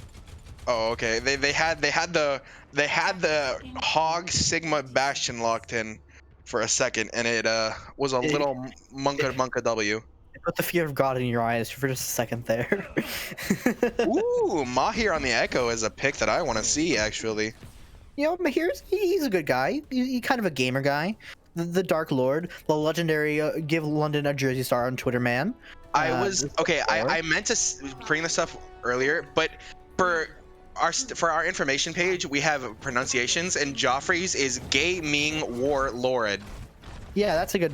All right, let's get into this. Sovereign running out here with a little bit of a strange comp. The Echo Kree Rhine Diva, Bap Mercy, and everything else from Waffle looks perfectly fine. Good wall, baits out the boosters from Tomathan, and now Alwyn just kind of trudging his way in on his Reinhardt, doesn't have a Lucio speed boost, kind of moving like an old man in a giant 10-ton suit.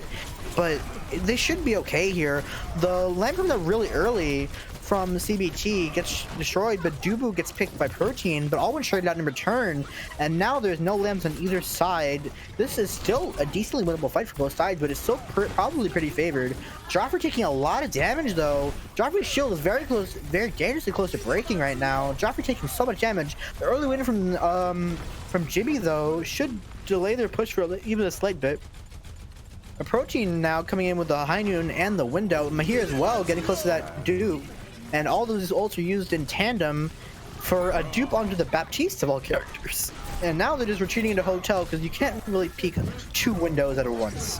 Jordan, though, getting flashed, taking a lot of damage, gets DMAC on the point, trying to stall. And now the rest of their team has left. Oh no! Tomathan eats the Blizzard for Yahoo again! That's so bad! Tomathan is doing so much in the Diva right now, not even really picking up kills, getting a few, but just denying them utility as this Diva hero, She's alright. Yeah, I think the key thing we're seeing here is Sovereign have opted into not playing Lucio to have a high damage potential with the Echo, which has worked out for them, but I don't... It's okay, Echo is kind of fun to watch, but to me, seeing Rush without Lucio is like watching someone cook without seasoning. And it's a little disheartening. So I really hope. That's a very good analogy. I agree with you. And now I really have to get back to it. So Mahir swaps over to the Echo, or to the Mei, and they still have the Mercy on the field though. So I assume they're gonna top it after this fight. Dynamic uses the wings. Bomb comes in from Tomathan, might actually be huge. And the Beacon, I believe, actually does so much there, denying the shield from Alban for a second, or pushing it back. I couldn't tell, but that was a great play from the tanks of Sovereign to wipe a team with like what, one ult, two ults, because they used the Valk. Oh, he used three. Actually, they had Shatter.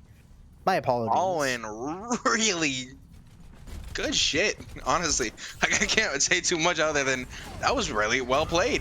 I coordinated that very, very well. I respect the hell out of that. And now Waffle coming into this fight, they don't have much here, but Sovereign doesn't have a lot more. The window and the high noon are used. The bomb comes in from Jordan. I believe breaks the shield. Jordan taking a little bit of damage. Almost out of the mech again. Protein on this McCree doing so much damage right now. And the window fire strike picks up 2. That's just another point for Sovereign on this rush comp. Yeah, I think the key thing was Joffrey just didn't drop his shatter.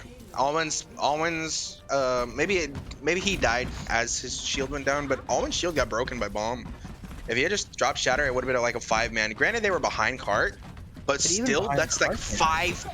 That's still 5 people that are on the ground not doing anything. And if you get a good speed in, you now have a free fight. And now Sovereign really only have a shatter, but they're building up to some ults. They're close to a blizzard. They're about halfway to a bomb.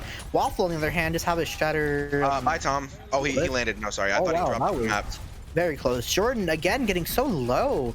He's taking so much early damage in these fights. Joffrey gets walled off, and now he should just perish. The lamp comes in from JB Blanket just in time, but trades his life in return. The shatter is massive. They play perfect it, and everybody's on the ground. And now the dragon coming in should actually do a lot here, getting 2.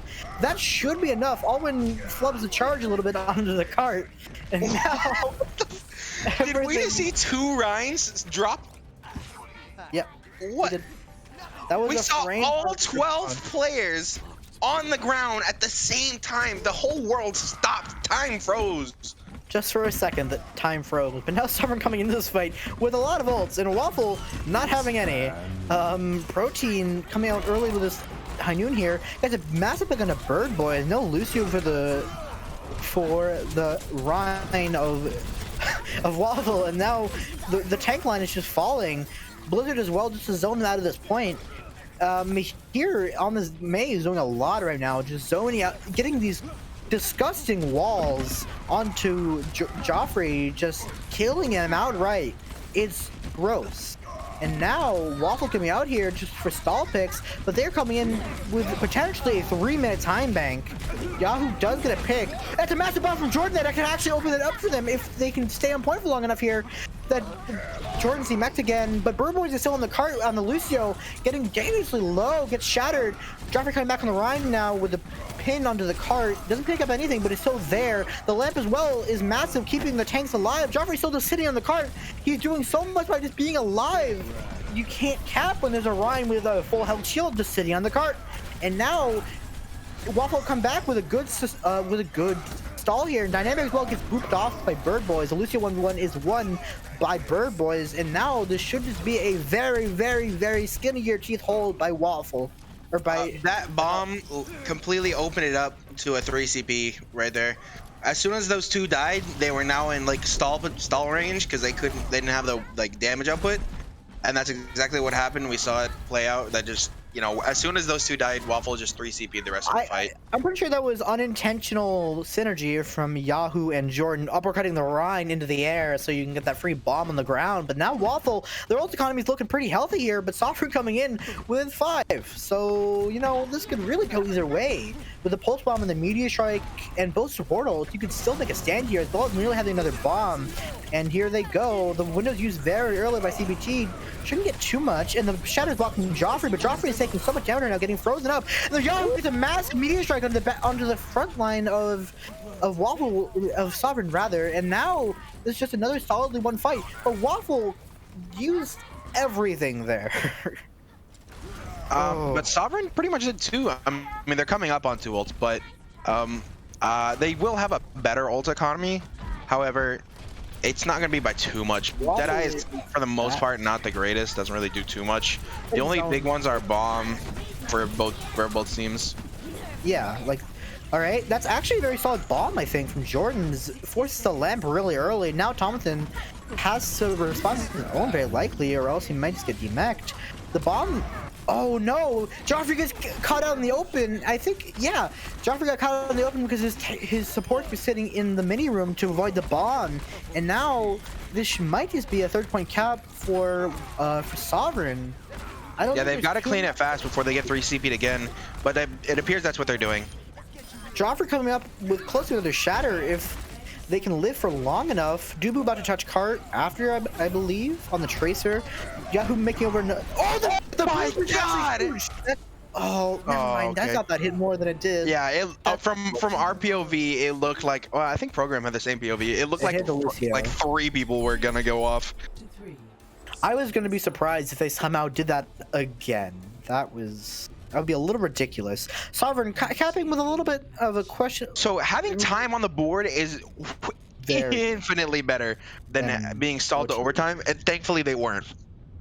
Obviously, you want to finish the map, but as much as possible, you want to finish with at least like 0.001 seconds remaining, because now you get an extra minute if they cap all the way. So Sovereign had a very good push throughout the entirety of KR. They came on to third with like 5 minutes or 4 or 5 minutes, I believe. But the third point on King's Row is so incredibly hard to cap just because of how incredibly defender favored it is with the spawns and with all the high ground and the chokes. You can't do much as the attackers. You just gotta hope that you can steamroll or rather snowball your way all the way to third. And now Waffle have to get a at least decently comparable first and second point hold or first and second point cap to at least try and do something here, because that third point is so brutal to do anything on for attackers. Sovereign here on Rush. Waffle have a Widow, but they're likely just going to swap it. So this is going to be a very, honest Rush mirror. And this should just be a pretty decent, a pretty decent matchup here. Both these teams look relatively equal. Yep, Jimmy Blanca and Dubu go over to the Kree and the BAP respectively. And now they're walking over to the statue, and the engagement should begin very shortly. Joffrey walking in very soon, and there he goes. Taking a lot of early damage with the wall from Yahoo is actually really good. The lamps are traded, but they still got a pretty decent they got pretty decent value off that wall, because they, even with them being walled off, they were still relatively split together. Or sorry, relatively kept together. Split together. A majority of this of the transition between the defense and attack or whatever, my ADHD brain was focused on how we can make Paris escort map. Ah. So I'm just now Waffle thinking. now going through Hotel actually gets another pretty decent wall.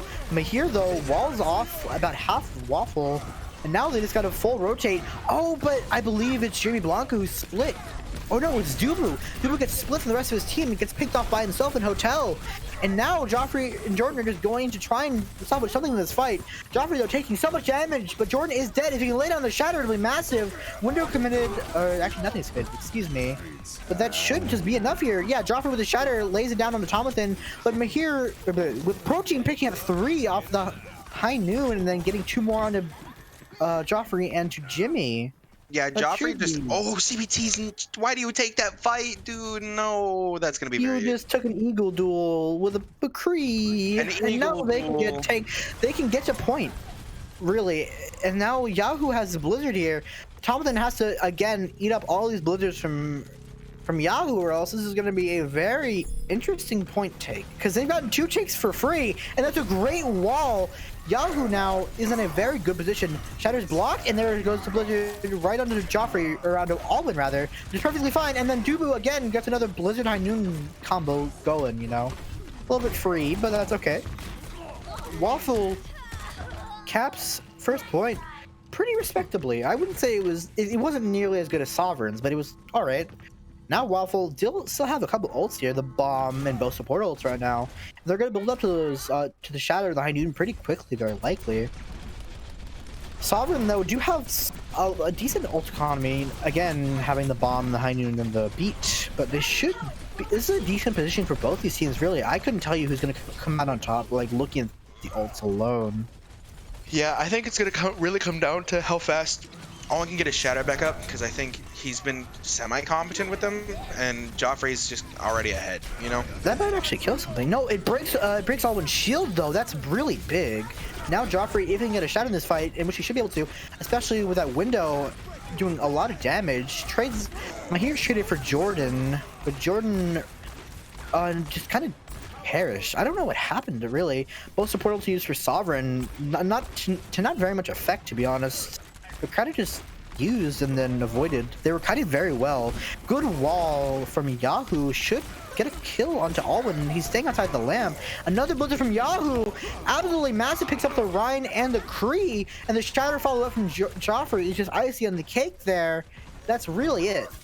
I don't know if Sovereign have enough time for another recontest with how many people died that fast. Yahoo is really just farming these blizzards a lot faster than Mahir. He could potentially lap. I don't think he will, but Mahir is very potentially. close. I don't think that's happening. Mahir is just slower, and that's kind of affecting their gameplay overall right now. That's a good wall. Delays that that high noon for just a second. Alwyn now coming up with a shatter here. If he can hit it, it'll be massive. And he hits it, I believe. Yeah, he hits 3. But that shouldn't be enough to win this fight because they didn't secure any kills off it. Alwyn in the backline charging Joffrey. Interesting Ryan duel happening in the backline. But it really shouldn't be enough to win in this fight. Dubu and Jordan and Jimmy are just cleaning up now. Yeah, you Dubu can definitely see the tanking experience happening there. The key thing that really happens below Diamond, well, even Diamond and below are the Narnia charges. And that man went to Narnia right there. Hey, Sovereign, they have a Blizzard. They have a shot here. You know, if they can stall nearly as well as Waffle, then this is definitely a very winnable round for them. Yeah, it definitely seems like both of these teams are attack-sided. They really haven't been able to scramble a good defense up together. And there's another Blizzard from here that time, actually. Excuse me. The bomb there is actually really big. It hits Jordan, or it hits Alwyn when his shield's down, and now we have a pretty good opening here, especially with Orion down, even with Jordan dying after he bombed. That should just be enough. Thompson's kind of stranded in the backline right now. I don't know exactly what he was doing, but it was a little questionable, I must say. Dubu, though, is traded out for Jordan, or for Thompson's mech. I keep confusing these players. I don't know why. Everything is just wild, I guess. I mean, that scrappy fight ended really just because of the play from, I believe it was... I don't even know what happened there. It's all coming up as a blur now. It's hard to tell these teams apart for some reason. Sovereign now having 5 ults, nearly 6. Mahir built up another Blizzard pretty fast. He's up to another 7 off of using that one. Yahoo, though, coming up with another Blizzard of their own. And that should be a decent opener with a beat there, as well as a wall onto Alwyn. Might not be able to secure the kill, though. Bird Boys crucially does get picked, and that's no speed. But the shot from Joffrey is absolutely massive. They can continue to secure these kills. It might be enough. Jordan coming up with close to another bomb here. They can still extend this fight. Alwyn getting frozen up on the cart might get picked here. The bomb coming from Thompson after getting demeched, and that should just be another lost fight. I think the bomb was definitely overcommitted, but I don't know how Waffle lost that. They had 4 targets frozen, all being shot at, all low, and then they got shattered on top of that. I don't know why they lost. It was the beat from Dynamic and the lamp from CBG that kept them alive there long enough to really be able to efficiently use their ults. And Mahir, now, the court... The court may rest. Right now. Yeah, the court may rest. Haha, may. I can't think of my words. Okay, Mahir uses the Blizzard, doesn't get eaten, which is very good, but Yahoo dies really early. I'm not even sure if it was a result of that directly. Dubu does trade for protein. There's the bomb coming in from Jordan just to push it back a little bit, you know, get a little bit of breathing room. The Waffle really don't have much else right now. They need to win this fight off of really no ults. Oh my god, Alwyn! Another one. They just shattered each other again. I don't think so. Wait, no, they didn't. No, Alwyn just laid him out. Alwyn actually just laid them out. And I must say, time flies when they're having fun because we're down to 30 seconds right now. This is... We're what? We're cutting down close for Waffle right now. This is their last fight, and I must say, they have a pretty respectable ult bank right now. Sovereign don't have much other than the high noon, which is not going to amount to too much, I hope, or I'd imagine rather. Protein used it really early and doesn't get. Oh. What? That was strange. I don't know what happened there. That looked very weird. I didn't see where Bird Boys was exactly.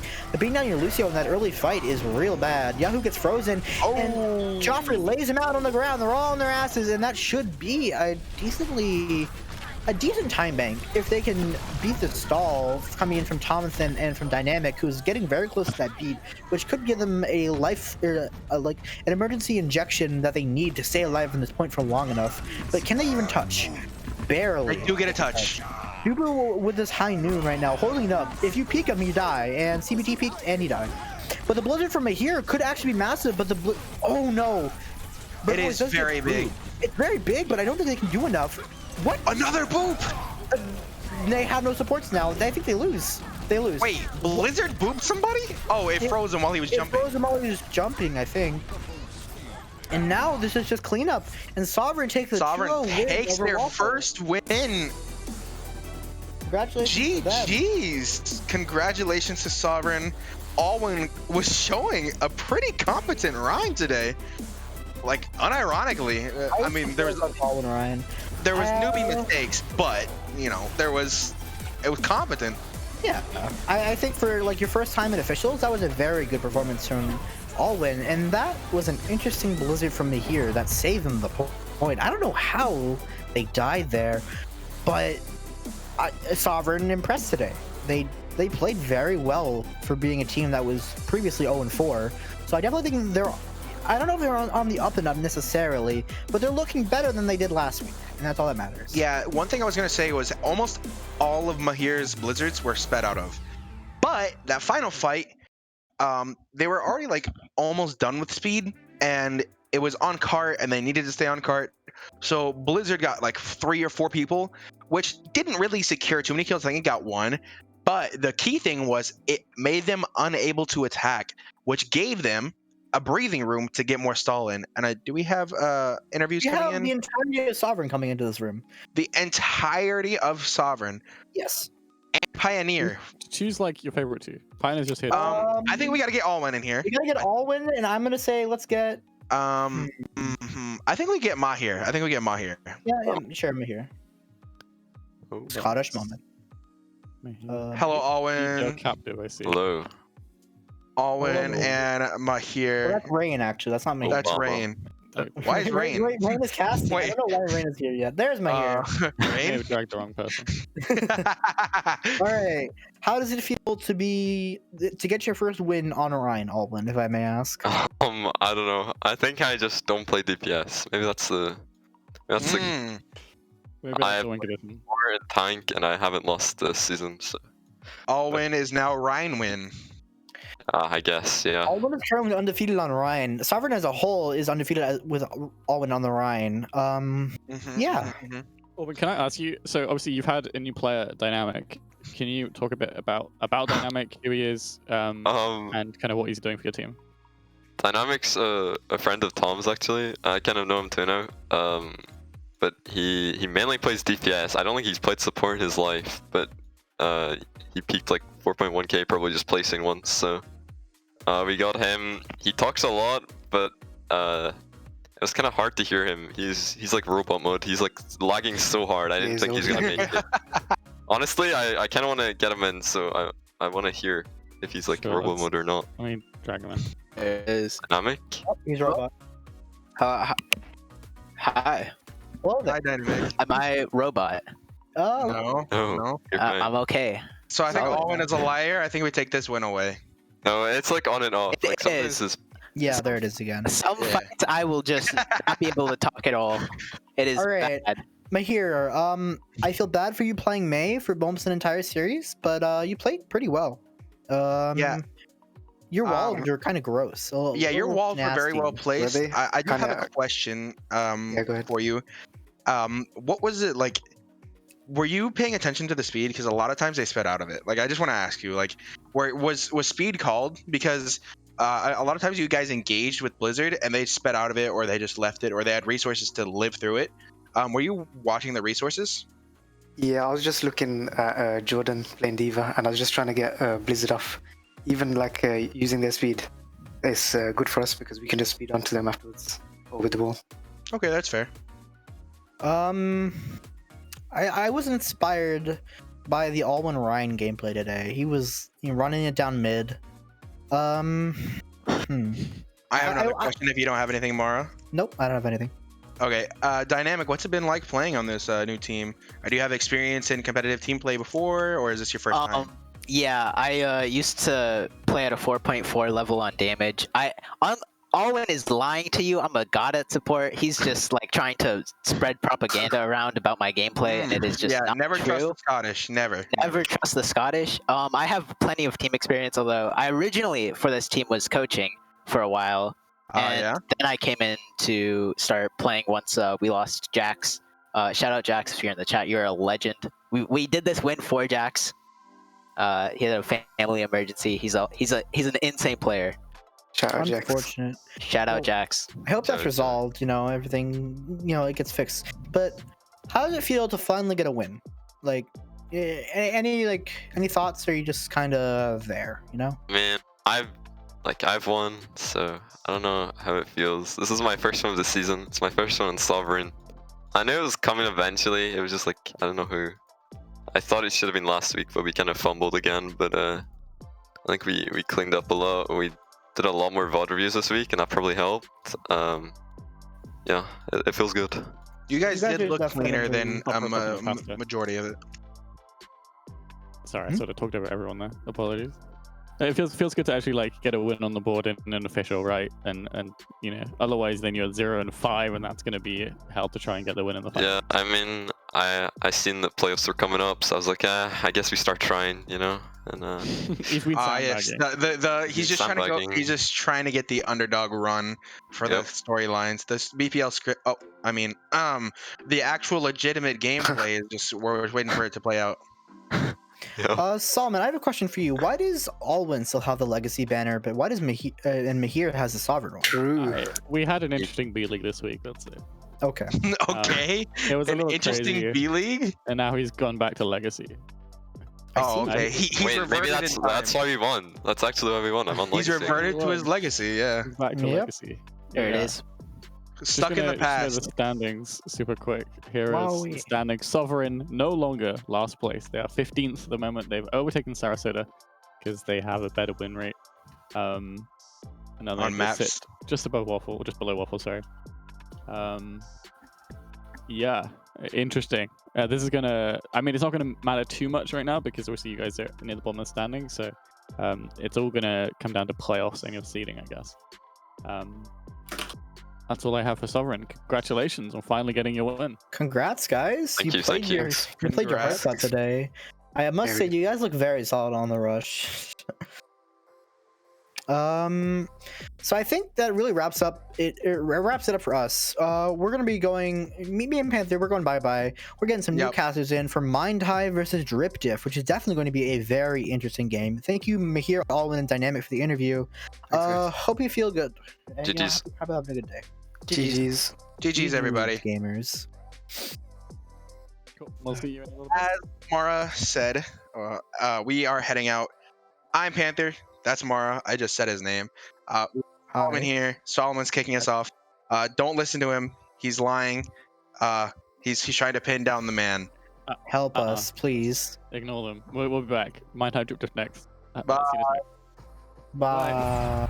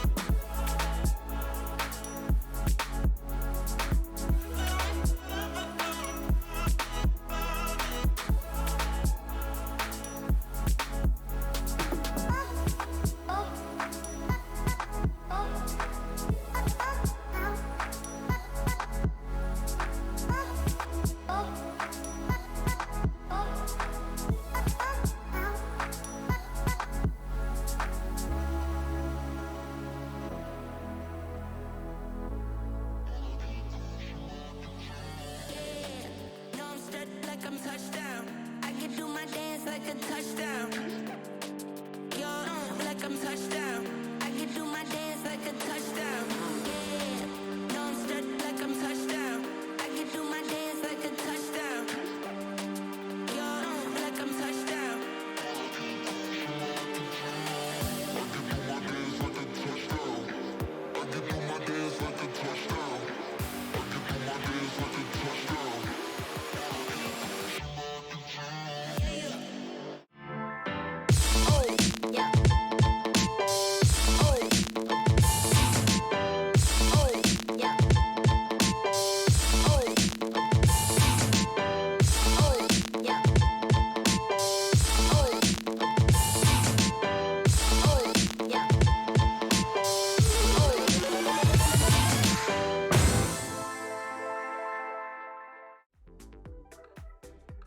Hello, everybody, and welcome to another great match that we have online for you. Right now, we have Drip Difference versus Mind.Hive today. Two teams that are sitting at 2-2 in our standings, and should be a pretty good one. What are you thinking about the team so far, Ring? Yeah, it's both of these teams. I think Mind.Hive is more accurately the 2-2 team, whereas Drip Difference, I think a lot of people are rating them a lot higher than that right now. One benchmark that we can use to sort of place these two teams in terms of how powerful they are is that they both defeated Punk X Passion, but Mind.Hive defeated us before the mid-season, and I think a lot of people would agree that we've improved a lot since then, so the fact that Drip Diff have also defeated us after that much improvement would maybe say that they're a bit higher up and a bit more the favourites here, Drip Difference. But yeah, it's very much a middle-of-the-table match right now, and I think it will be very telling of the rest of the seasons for both of these teams, how this match goes. Yeah, definitely. Coming out right now, we have a bit of a mix of a dive for Mind.Hive. Andrew out on the Widow, which we haven't seen too much in the meta so far. But just camping with this, Sage on the Bastion, be pretty difficult to see how Mind.Hive decides how they want to attack this. They do have the dive lined up for it. Just looking to try to find that initial opening. Right now, both teams just posturing for it. Nothing happening so far. Dive still waiting online. And now this team's kind of just being a little patient, looking for that opening. Sage ends up taking out Andrew, but the Reds will come in for that. The team can still, Mind.Hive can still dive in here if they so decide. But a little bit of just posturing, just waiting. Mind.Hive just, I think maybe talking about it, the ball is on the backline. Dive will come in. Bubble is popped out by Hinshin, but he is immediately melted along with Airtrack's next. Guat finding himself too. And that will probably be the end of this push for Mind.Hive. Yeah, it's an interesting choice from, I think, both of these teams in terms of composition. So Drip Difference on the defense, they've gone for the sort of pseudo bunker with the double shield, the Ryan, the Orisa, and then obviously the Bat with the Bastion. And Mind.Hive, I don't know if they were maybe predicting that, but they came in with this double dive tank, the Winston, the Ball, and a Nano Blade sort of a combo going on. I don't know if that was maybe planned for this sort of thing, but it seems like Hinson, he's swapping off to the Rhine now, maybe thinking that the Winston into Bastion and Bat, maybe not the best idea. You can't really get that much value out of his tickle gun in that scenario. We'll see what he can do on the Rhine here, but I think the Nano Blade is going to be their big play here, because, you bust the bunker, you bust the lamp, you get that huge burst damage on this Bastion and try and take him out in one fell swoop, and I think that's really going to be how they're going to break it here. Yeah, definitely, both teams just still this patience out here for the side of Mind.Hive, but there's only 2 minutes left. Guac will find one, and it looks like this might be done. The Nano Blade does come in on the back. Rymax able to find 2, but at the same time, Guac shatters the rest of the backline. Trades going in back and forth. The faster respawn should be able to help out Mind.Hive here. Cynex will end up taking down Airtrek there. No progress on the point as Rymax is still trying to fight it off. Ultimately will go down, and we'll see Mind.Hive is able to push it in. The ball does come in, rolling on. Hinshin also pushing in as well, but this Blizzard is great, and it will zone off the rest of the team. This push is probably going to be stopped in its tracks, as immediately both tanks are down, and Mind.Hive is sent back to spawn to rethink their next move.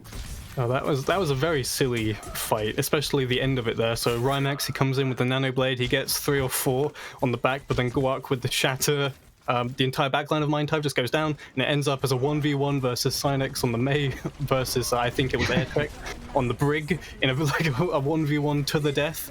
And crucially, I think these ultimates came in from Drip Difference in the last seconds of that fight, but before I can even get into that, a new fight has started. Yeah, TP over to the side right here. Nothing found so far. Right now, the Bastion is still looking at the choke, not letting anybody through on that end. Looking like this will be a difficult fight right now for the team of Mind.Hive going on right at this moment. But so far, it looks like Drip Difference able to hold up a little bit longer. Blame is still over here taking this off angle. Obscure Reference is taken down, so that could be huge for Mind.Hive. The Dragon will come in. Sage is still doing so much damage on the front line. Finds 3.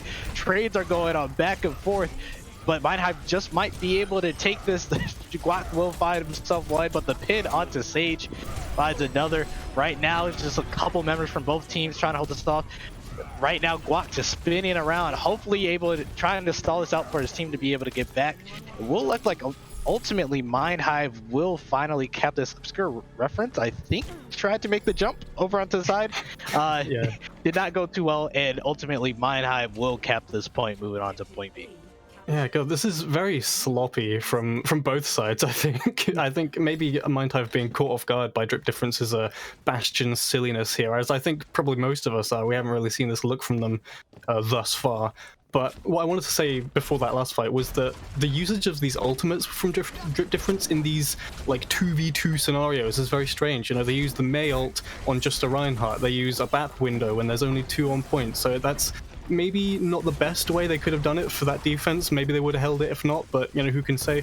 They're already coming in here, they've got the bat window back already, and Sonics has swapped off the Mei onto the Symmetra here for these teleport shenanigans with the Bastion still on the second point. We saw this from Mind.Hive yesterday. It's a very interesting strat here.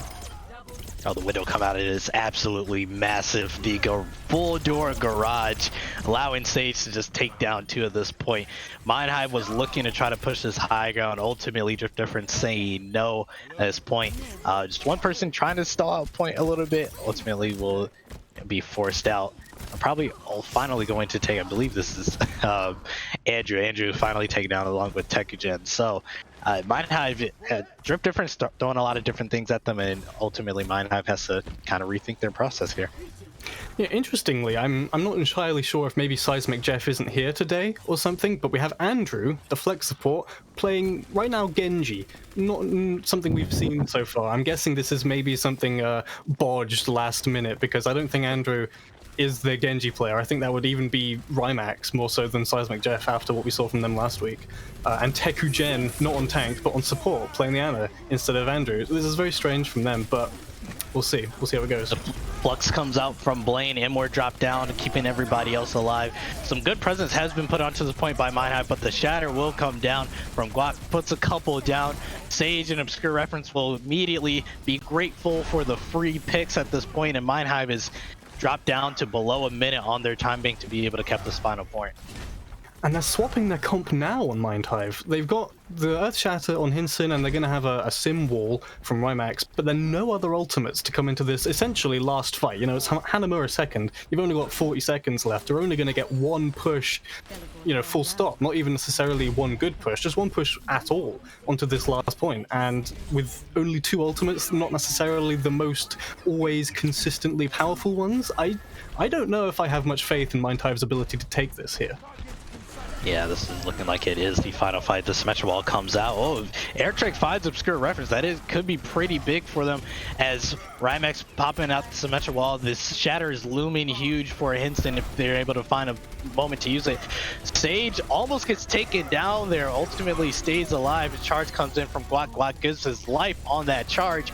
Ultimately, this window by Obscure Reference comes out, but enough kills are looking on the side for Mind.Hive here. Hinson finally drops that Shatter, finds a couple off of it. Obscure Reference, oh, double support kills on the side for Drip Difference. They might just be able to stall it out, just the 2 of them.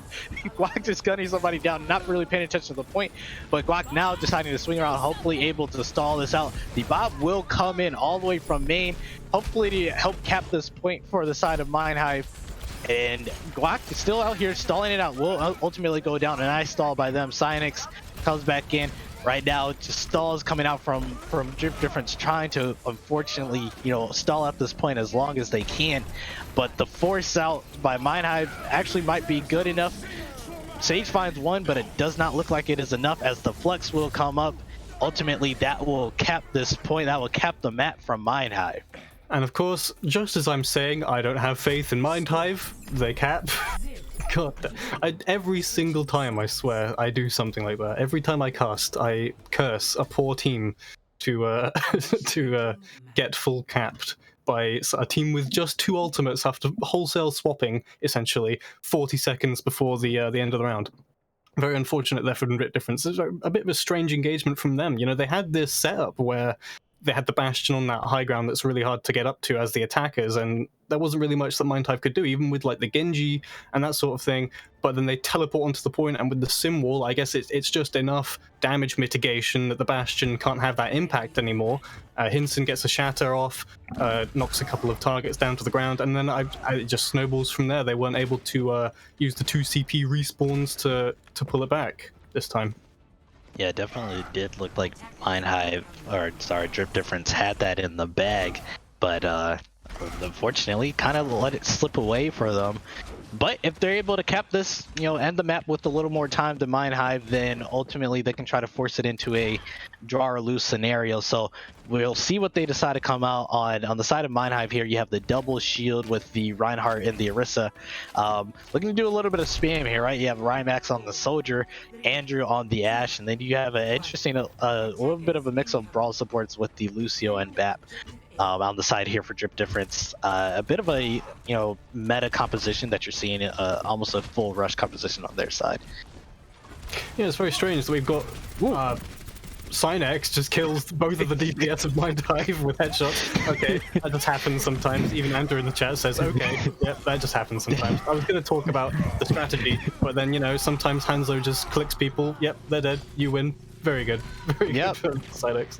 Not much to talk about there. Synex just finds 2, and that will be a point capped here for Drip Difference. Yeah, I was gonna say it was an interesting composition choice from Mind.Hive, where they were going with this rush sort of style with the Rhine of Rissa and the rush supports, but then with the double hit scan on the DPS, as opposed to the Mei and the McCree, the kind of more brawl oriented, close to mid range DPS heroes that we've been seeing with the rush so far in the league. But Drip Difference, they come out, Synex hits some shots, and sometimes that's all you need to break a rush. It just kill them forehead, Yes, and 6 minutes on the clock here for Drip Difference to just get a point. Synex finds another, just absolutely popping off today. And kills going on back and forth, but Guac will find 2. The Dragon Strike will come out from Synex. And the window by obscure reference, this should ultimately look like it might be enough. Andrew a little frustrated in the chat there, but it's okay. It happens. Sometimes Synex just popped off. It happens to all of us.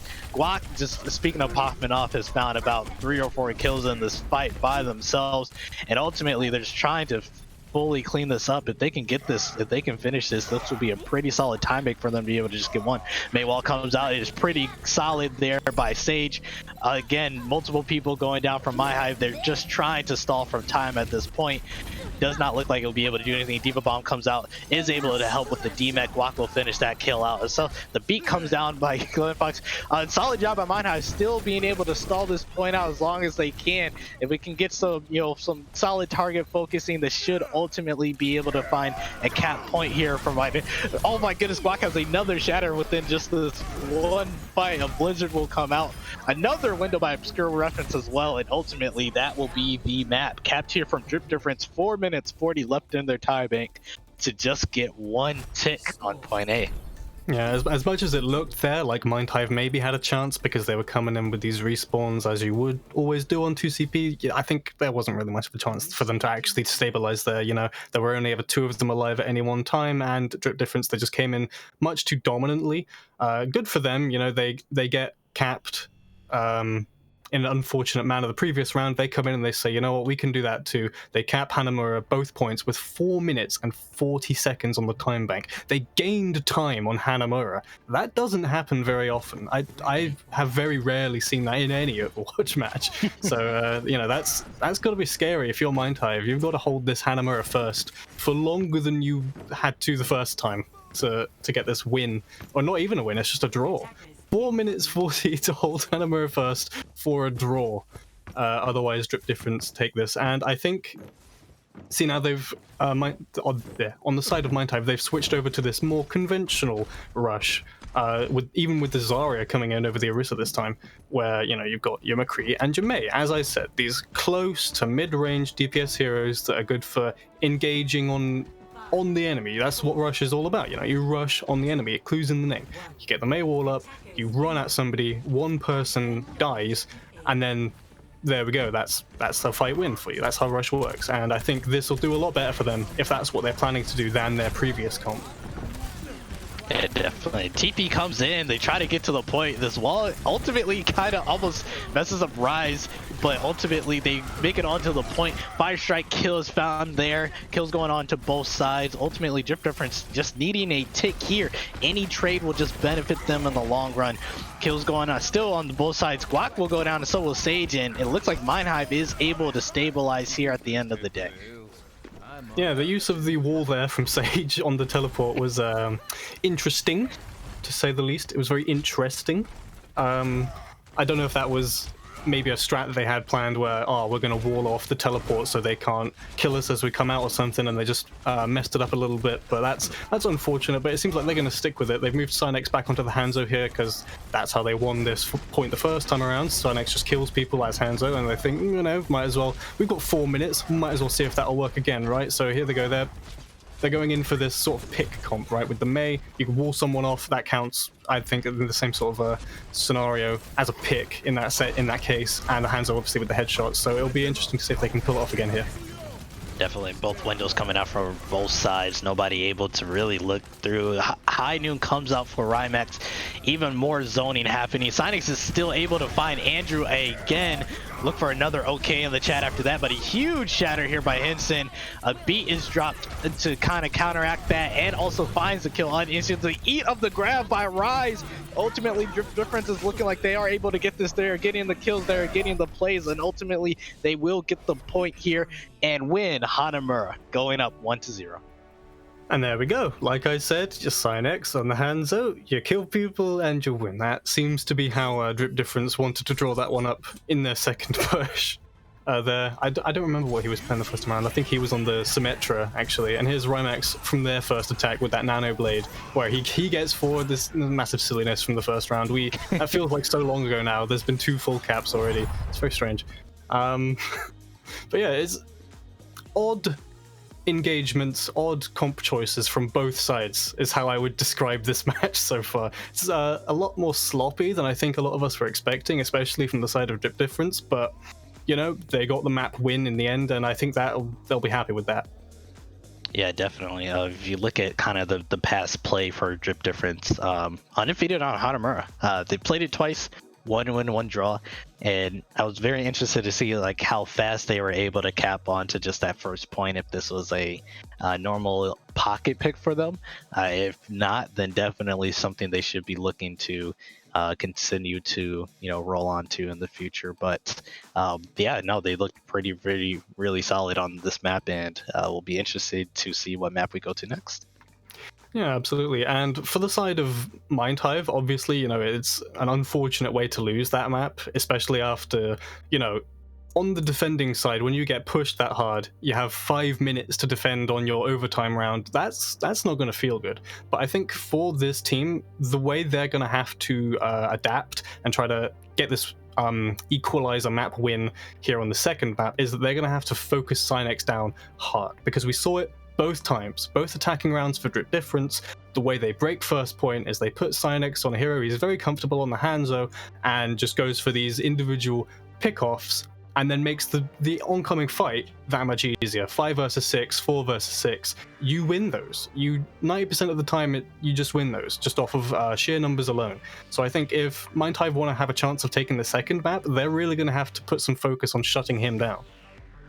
Yeah, definitely. And it's just to see. We're still waiting to figure out what our next map will be. But no, I think you make a great point. Having somebody like Synex who could just change a fight just like that.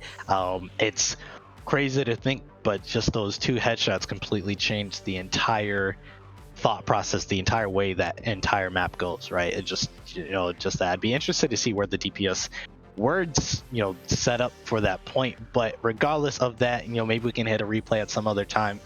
But we now know our new map. It will be Blizzard World coming in next. And what do you think we should be looking out for from both of our teams here on this map? Right, well, Blizzard World, it's a map that we've seen thus far. A lot of teams are sort of favoring this rush on this map. And both these teams, they tried the rush on Hanamura, a map that's maybe even less suited for it. So I think if they're going to run the rush at all anywhere, they would rush it here. Probably, and we're seeing that from Drip Difference. They're running the Ryan D.Va sort of version of the rush, which I think is what a lot of teams are favoring over the Zarya. D.Va just gives you so much more value with the defense matrix rather than the bubbles.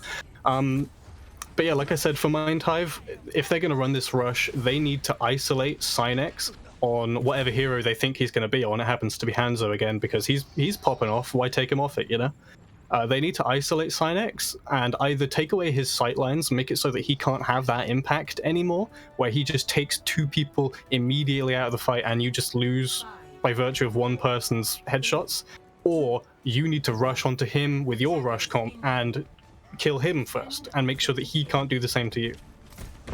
Yeah, interesting composition we see coming out for the side of Mind.Hive. The Sigma Hog at this moment, with also you have the Genji and the Ana for the Nano Blades, would probably be the main win condition we're looking out here for Mind.Hive. We'll be able to see if these DPS can stay alive a little bit longer than has been seen so far, but rotation happening here. Just teams, a hook comes in, but ultimately saved. But huge nade there by Tekugen onto Drip Difference. Doesn't find kill. Actually, they do find Sage at this moment. And if Mind.Hive wants to push, they have an opportunity. Tekugen ultimately goes down. And so even fight so far, and we'll kind of see if Mind.Hive decides they want to engage at this moment.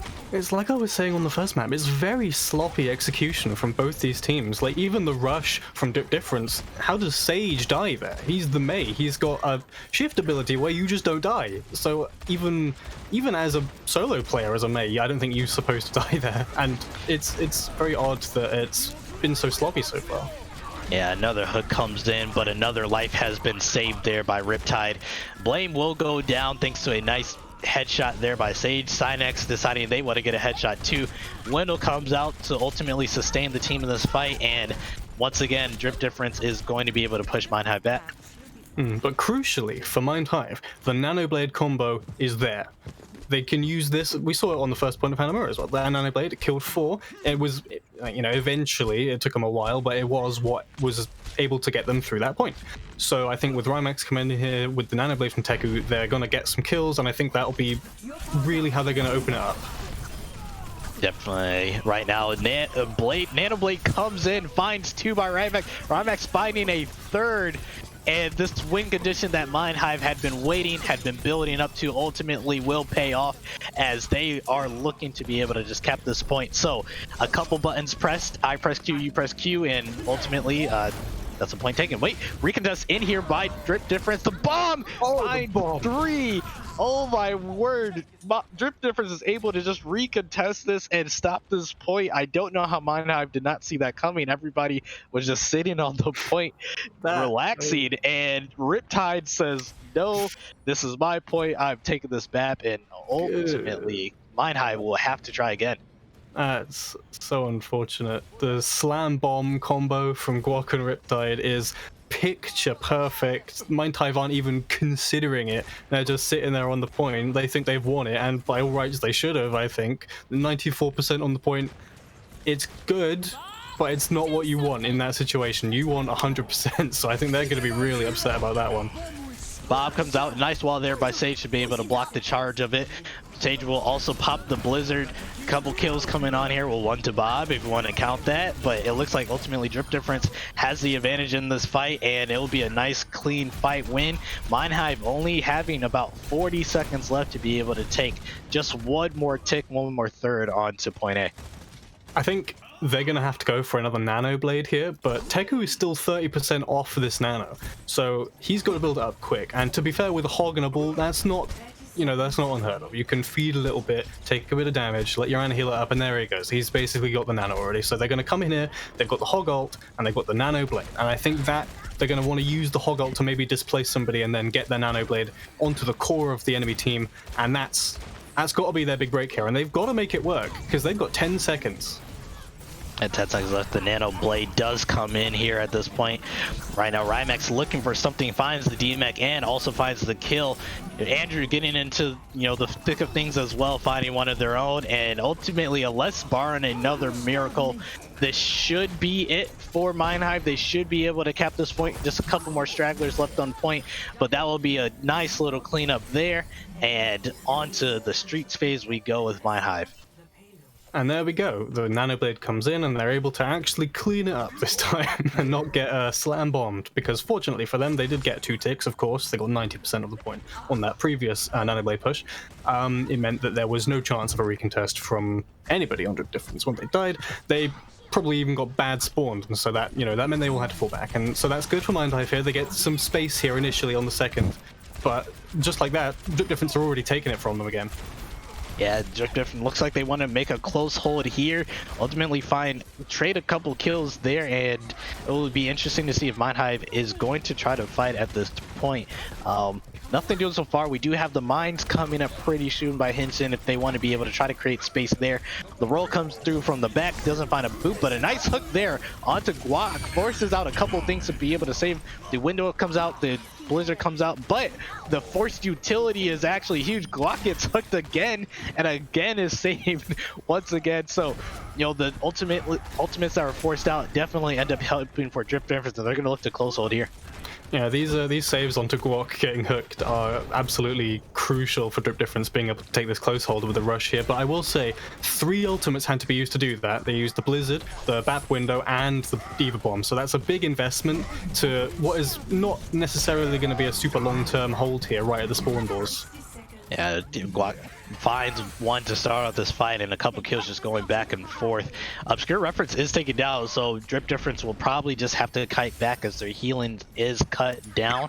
High Noon is, you know, online here for Cynics. If they want to use it to possibly zone out, they have that ability to, but looks like Drip Difference will just give a little space, wait for Obscure to come back, and look for another fight.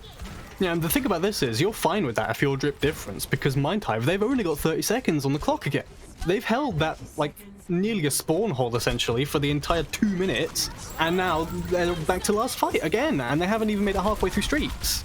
Yeah, the High Noon comes out, finds 3, Cynex gets a huge one, the 3-eye Deadeye from him. Ultimately, a Blizzard comes out from Sage, and that's just a nice little cleanup. 10 seconds left. I don't believe that Mind.Hive will be able to touch. Airtrek tries to get the run through, tries to roll out, but it does not work. Ultimately, Drip Difference will be able to hold Mind.Hive to just halfway through point B here on Blizzard World.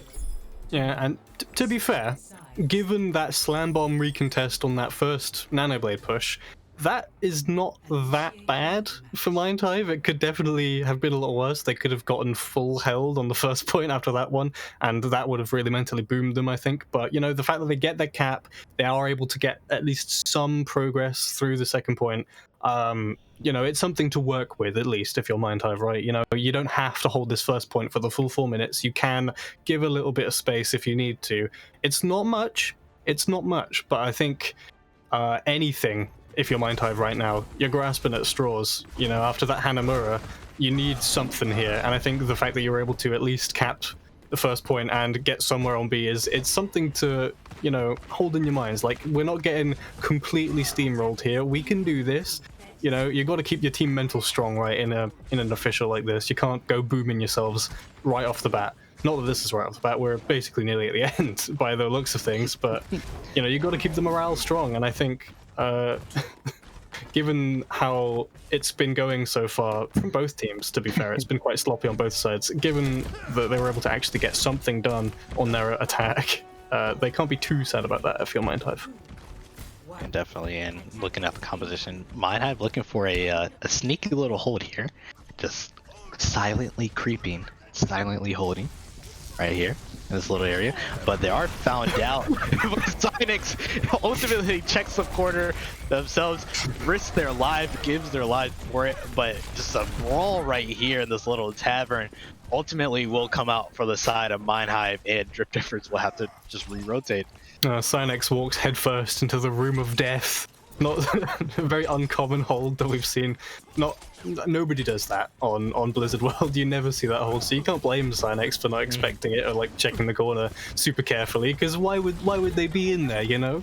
But interestingly, from Mind.Hive, they've swapped off of the rush and they've gone for more of a poke comp here with the Mercy Ana. Again, looking for these nano blades, which is something they've been doing all match so far. And I think, to be fair, it's been working for them when they are able to, but it's a bit too slow, I think, against a rush where they can get these picks just like that without even needing ultimates. Yeah, definitely picks going off on both sides here, and Drip Difference bullying Mind.Hive off of that high ground will then ultimately just bully them off of the point, and ultimately looks like they are going to be able to get this. The blade comes out by Rymex. A bit of courage there, if you will, to try for that, and ultimately it does not look like it works, and Drip Difference will be able to cap this point movement onto point B. Yeah, if I'm looking at that from the outside like I am, that's a tilt blade if I've ever seen one. You know, things aren't working out. He's thinking, I've got to make some hero plays. They don't have, the Ana was dead even, and they didn't have the nano to begin with, so there was no chance it was going to be a nano blade. It wasn't like there was a miscommunication there or anything like that. I think that was just him trying to make this hero play and saying, we need to do something. Something big has to happen for us right here, and I've got to be the one to do it. Here I go, and then, you know, he instantly dies, as we saw. So maybe a blade that he would want back. Yeah, pick there onto Gruntuck by Andrew, and this Valk will come out. Hopefully Mind.Hive looking to do the same that was done to them, make a little bit of a close hold here. A window comes out, Sage will find Andrew on the back line. High Noon coming out, hopefully just to zone out a little bit. Doesn't necessarily find anything, but Cynex will find Techogen, which has been happening a lot throughout this entire game. Riptide popping the Diva Bomb just to try to get this remake, and it looks like ultimately Drip Difference will be just pushing this cart toward the end.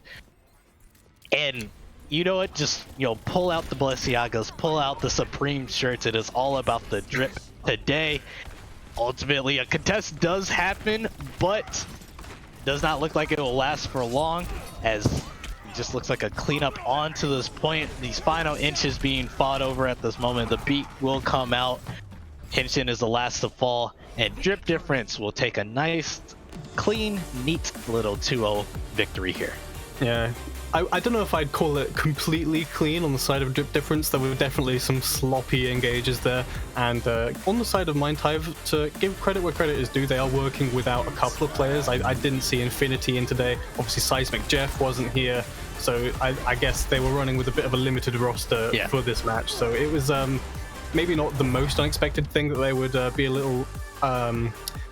not subpar, but below where we'd expect them to be in terms of performance because of their missing players, but good for Drip Difference, I guess. They were able to pull it out the 2-0, clean 2-0, they don't drop a map, and I think, especially for a mid-table match like this, that really, like, the dominance is what they want to be showing, right? Because everybody's been saying about this team since the start of the league, they're one of the better teams, and they just got screwed over by strength of schedule, and, you know, they could be at the top with any of the other teams, and I think they needed, in order to prove that, they needed to have a super dominant performance here at Mind.Hive. Definitely, and I think you're right. Unfortunate for Mind.Hive having a couple subs out, but at the end of the day, congrats over to Drip Difference. They end up moving on to 3-2, going above 500 with their record percentage, and we will be back with our next match right after this break. Oh wait, no, we have to do an interview. My apologies. Oh, yeah, we have to interview. Yo, my bad, Drip Difference. Who are we? Let me see who we're getting in for our interview. Oh, Solomon's here. I'm gonna bring in Teku and Blame because I think they'll talk for a little bit. Okay. Hello, Teku and Blame. Welcome, gentlemen. Unfortunate match for you guys. A couple of missing players we saw. How are you feeling after that one? we're okay. Everyone needs to calm down. It's all good. That entire match we were literally laughing and just vibing and having fun. We essentially we knew Infinity wasn't going to be here, but we knew that Jeff, or we didn't know Jeff wasn't going to be here. We knew his schedule was going to be a bit dodgy, and we added him like 3 times. It's like, well, I guess Jeff isn't here. Time to put Andrew on DPS. Yeah, that was an interesting one to spectate with the old Andrew Genji classic.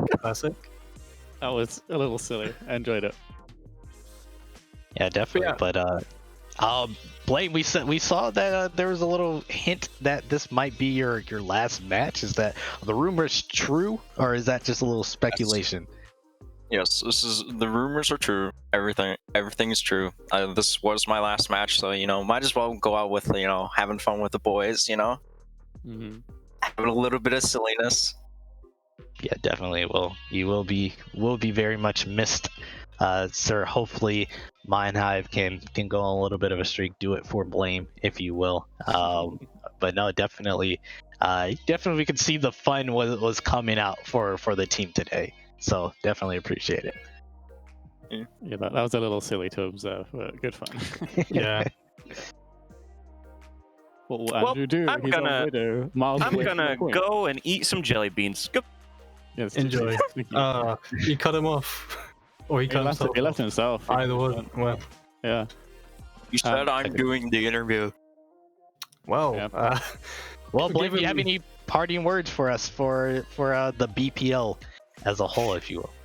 I mean, I'm glad to be part of this community and everything. It's a great community, really cool people, really cool what's going on here. Parting words for DripDiff, Cynex, you're dishonest, not for switching off the Genji. You didn't take the Genji 1v1 or anything, so... Can't believe this. How could you do that? We should just match you. That would be more fun, but... See? I mean, that's what I said, and you didn't listen. Yeah, well, if you're gonna lose 2-0, at least you're having fun with it, right? I think that's probably the best way you could have done it, especially for a final game, have fun with your team, because that's what this is, right? BPL, it's all about fun. There's no prize, except bragging rights, so you might as well have fun with it. So, good on you for being able to do that, at least. I mean, we were very close to blame DPS, but... Oh, that one, I didn't want to throw. I didn't want a hard throw. Gotcha. Got it. All right. Well, let me swap out for some DripDiff interviews. Thank you so much, Blame. We wish you the best. And here we have Cynex and Obscure. Welcome, gentlemen. Welcome. Congratulations on a clean 2-0 victory there.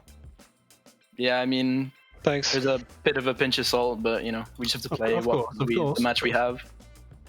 So, my first question for you is the Hanamura Bastion sort of bunker strats. Was that something that you've been workshopping for a while now, or was that something? I've been fostering this one in my head for a solid 20 minutes. Oh, very good, very good. It's had some deep thought. Yeah, we did it in our warm up. That was the first time we practiced it.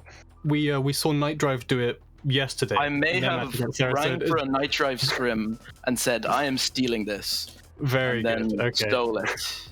You heard it here first, Freya. Your strats. But we did the first point better, so. Oh. Yeah, but nearly fulfilled them.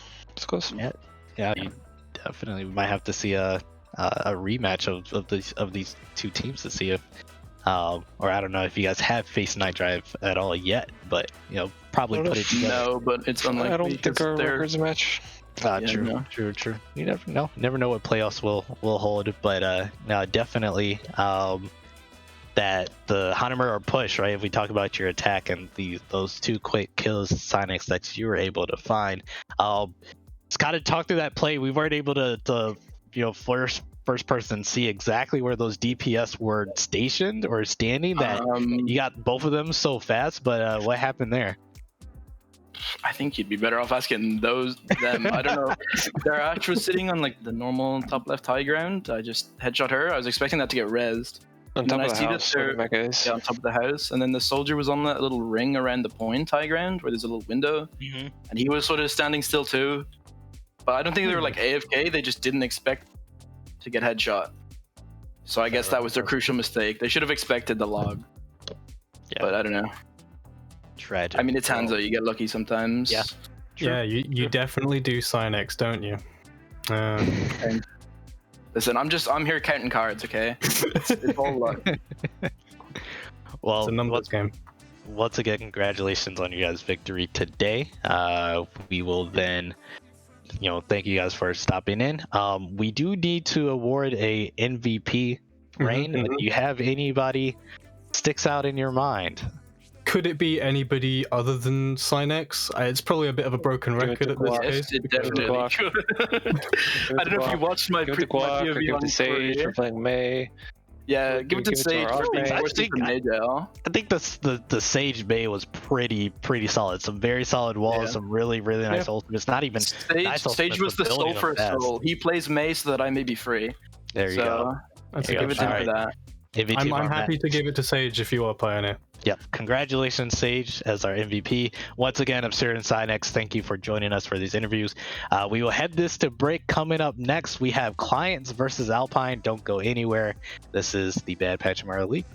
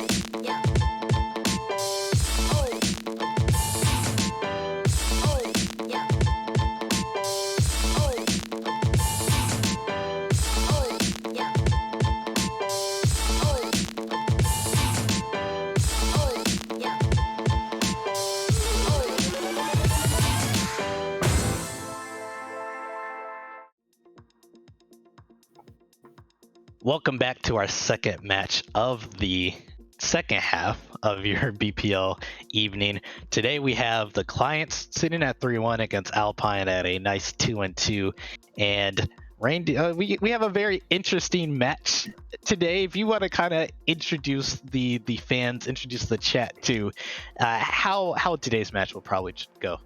Yeah, interesting is one word for it. So last week, Clients versus Mind.Hive, we saw the honor lock of the classic dive. You know, Winston D.Va, Genji Tracer, Lucio, Ana. That's what it was, not Lucio Zen. That was a slightly different kind of dive. But that's what we saw from them last week. They were coordinating with the enemy teams to say, hey, do you want to just have some fun and do something a little bit kooky and strange? Not necessarily the most optimal way to win, but the most optimal way to have some fun. I think, you know, good on Clients for that one. This time around, they've decided to organize with Alpine that every player is going to be off-rolling. So no Clients players are on their main roles, and I'm presuming no Alpine players will be either. So God only knows what comps are going to be being run, what's going to be happening in terms of strategy in this match. It's all up in the air, to be honest. I don't have anything for you. I don't have any info. All I know is that it's going to be wild. Yeah, it should be pretty interesting. I'm interested to know if they're like off-rolling and also doing honor comp as well. So we'll decide to see it. I mean, I can't really think if they already did the dive last week.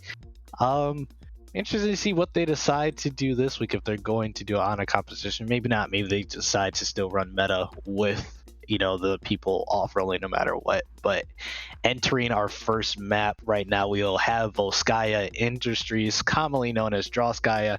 And, you know, hopefully with everybody off-rolling, we don't necessarily get a... we're going to get a little silliness, but maybe, hopefully not too much. Hopefully, that's the hope. But of course, we don't know yet until the comps come through. But in the meantime, previously for these teams, the Clients, I think a lot of people rate them as a very high up team, and it shows in their record. They're 3-1, like you said. Alpine, a lot of people rate them very highly as well. But at 2-2, they're sort of slipping a little bit in the standings in terms of where people thought they would be at this point, because, you know, they had a very good showing in the first couple of weeks.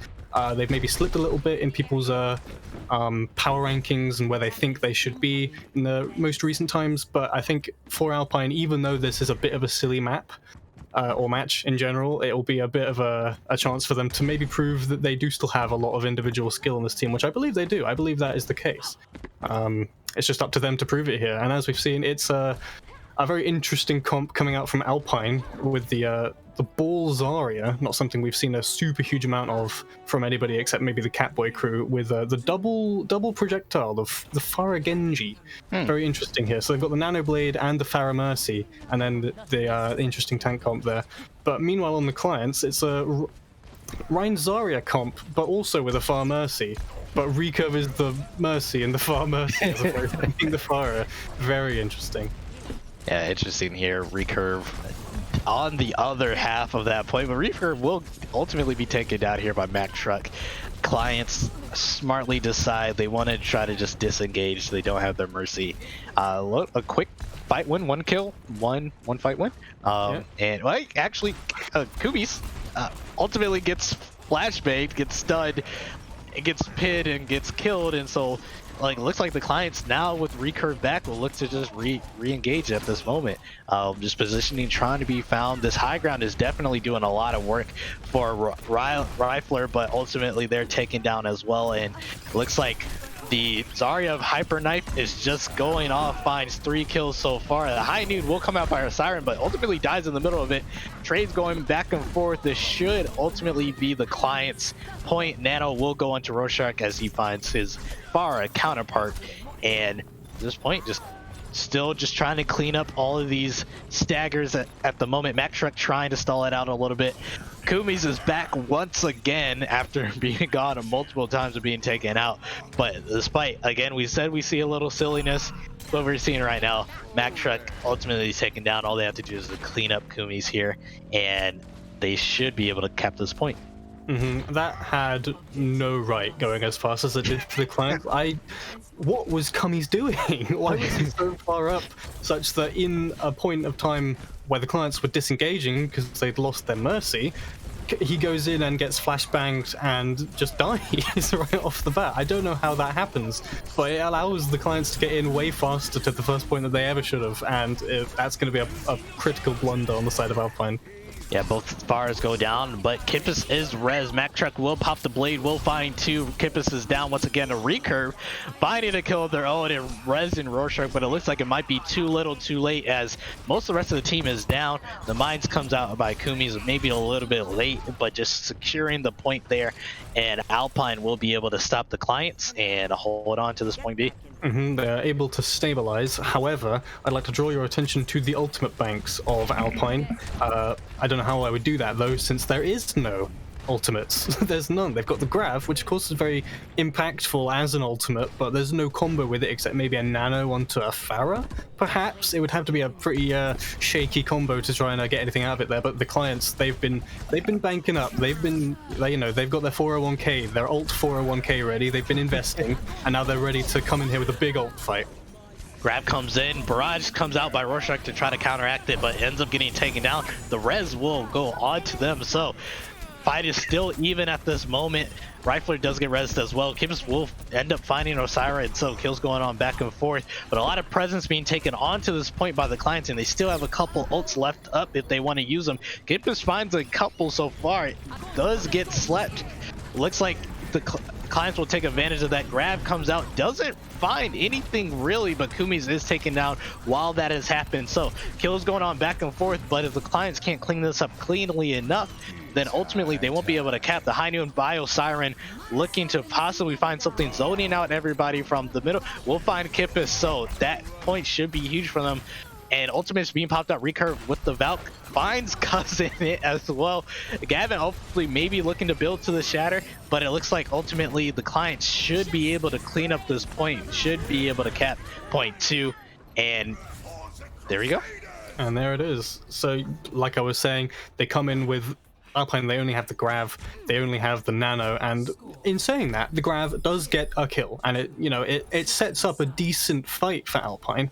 But then of course, there's no other ultimates to continue the fight after the Grav's over. So the clients, they come in with, their they didn't have Valk, they had every other ult. They had the High Noon, they had the Shatter, they had their own Grav, which didn't catch anybody, but that's neither here nor there. I didn't need to, they still won anyway, so who cares, and just a very, very odd round from Alpine, especially at the start there with Cummings. He goes in and just insta-dies when he never should have been engaging in the first place, in my opinion.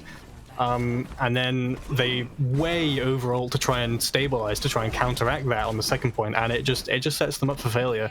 So they're going to be kicking themselves for that one in the Alpine camp. Hopefully they can get a mental reset in there. You really don't want to you really don't want to be coming in off that one right off the bat and tilting yourselves. But the clients, they're gonna stick to their guns. They've got the Rein Zarya with the Fire Mercy still. It's an interesting comp, this one, because they've got sort of rush brawl tanks, but then no Lucio. They're running sort of with an Ana instead. It's an odd one. Like Panther was saying in the previous cast, a rush without a Lucio is like cooking without seasoning. You can do it, but why would you necessarily? In this case, obviously you want the Mercy with the Pharah, but then you're kind of gimping your tanks in their own mobility, so it's perhaps not as easy for this rush to get around necessarily. But it's up to execution. They were able to pull it off in the attacking round. Let's see if they can do it on the defense here. Yeah, once again, you got Kumi just swinging around, knocking people off the high ground. Slam comes in, doesn't find anything, but gets a solid amount of ult charge. But Marlon ended up finding Rorschach, the Ana sniper. A bit of a little family feud there going on with the Ana to the Pharah. Kumi's once again is down early on this wrecking ball, and clients just kind of forced into this little room, just huddling up, making sure they can kind of get all the healing back up, all the resources back up. Double sleep, both Ryan's asleep, the Ryan and the Pharah sleeping on the point. Kippis gets woken up, will take out Coconut there. So trade still going on back and forth. It looks like the clients are a little bit at an advantage here, but ultimately Marlon, Kippis, and Mack Truck all finding one of their own. This should be a nice, easy cleanup by Alpine. As you can see, the fight length has been pretty long today. because of the off-rolling. It kind of makes sense a little bit, but Alpine will nicely finally take this point A, look to push onto point B with a couple ultimates online. Yeah, that was really well done from Alpine, to be fair. Even with these off-rolling, Marlon, he's a DPS player in nature, normally. So on the Ana, it makes sense that he'd be able to hit those shots and get that crucial pick onto Rorschach there. And because of that, Alpine are able to get in with this disruption from Cummies and both the tanks, and really sort of put clients out of their comfort zone, which they're already not in with these off-rolls, So it's good for them. Komi's finds Rorschach with the vines. Ultimates, these ultimates that Alpine was able to bank up on point A are coming out here on point B, and a good amount of kills have been going on to the side for Alpine, but they have to clean it up fast. Multiple people are down though for Alpine, and it might not be doable for them unless they can make it nice and clean. Rez comes onto Marlon there, nice little sleep onto recurve, take a nap, ends up getting sent back to spawn. Flashbang onto Cousin, for some reason flying very high, close to the McCree, but ultimately, it's just difficult for Alpine to just clean up these staggers that are happening. The May comes out in staggers, the Wrecking Ball comes out in staggers. Gavin will just roll over Mack Truck, and it looks like clients might be able to hold here. Alpine wasn't able to clean up the kills fast enough, and ultimately they're gonna have to force them back. God, that is so unfortunate for Alpine, and Mack Truck in particular. He's a tank player normally on these teams in BPL and sub-tournament and things like that, but very well known actually as a good Genji player, and he showed it there. He came in there with the blade right off that first point push, and he's already got another one. He built a blade in that fight from scratch after using it at the start, and right at the end of that fight there, you saw they got 3 picks. That was all Mack Truck as well. So the fact that they're not able to convert off of that is a heartbreaker for Mack Truck, and he's dead again. So poor Mack Truck. Poor Mack Truck. Hainu came out by our siren. Mack Truck ends up just taking him down, assassinating him. Ends up getting res, so this blade is still alive. Mack Truck finds a siren again, and unfortunate back-to-back kills with him. And this might be finally the fight win for Alpine as they're cleaning up kills. A double nade there by Marlon, and finally they'll be able to cap with the nice little 2 minutes 25 and then tie bank. Yeah, somehow faster than the clients, even though the clients felt like it only took 2 pushes. Very strange. All on Mack Truck, I would say. And not to discredit, Cummy's getting a lot of disruption in on that ball, and then, the tanks taking that space, they're doing their jobs. People on Alpine, they're doing their jobs, but really flashy plays from Mack Truck. Yeah, there's not much to say about that, because that was just pure clean Genji play from Mack Truck. They're getting these pickoffs, getting these clean blades, not inting and dying like a lot of Genjis will do sometimes. It just happens sometimes when you play that funny ninja hero.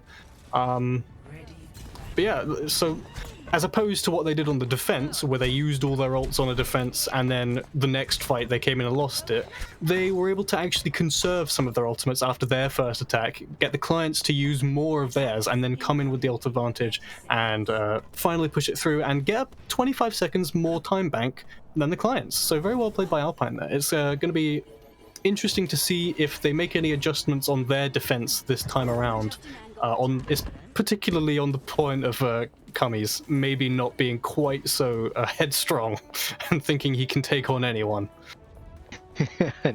That's a little reference there. I see you. I see it. Mack Truck out here. We have him on the Echo instead of the Genji. Just about everything else stays the same as far as comps. Rifler is on the Diva instead of that Zarya to possibly help out with any potential Forest coming out. And this point, both, it looks like Echo v Echo instead of the Faras. I don't know if this might have been said in chat or just telepathically said to each other, but ultimately Gavin the Slim ends up going down pretty early thanks to Mack Truck, and the clients will just be forced back. Hyper Knight almost going very, very low, almost getting demacked, but ultimately they will be able to retreat safely. Only a minute 30 left onto this point.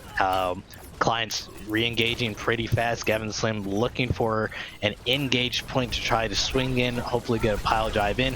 Here it comes in, nice onto the high ground. Rorschach will be able to take out his Echo counterpart, and Cousin It will go down as well. Looks like the clients have gotten the kills to be able to take on this first point. Just a little bit of cleanup needed to go back and forth. This fight just needs to be taken clean, and they ultimately will be able to do it. Rorschach finding Marlon at the end there.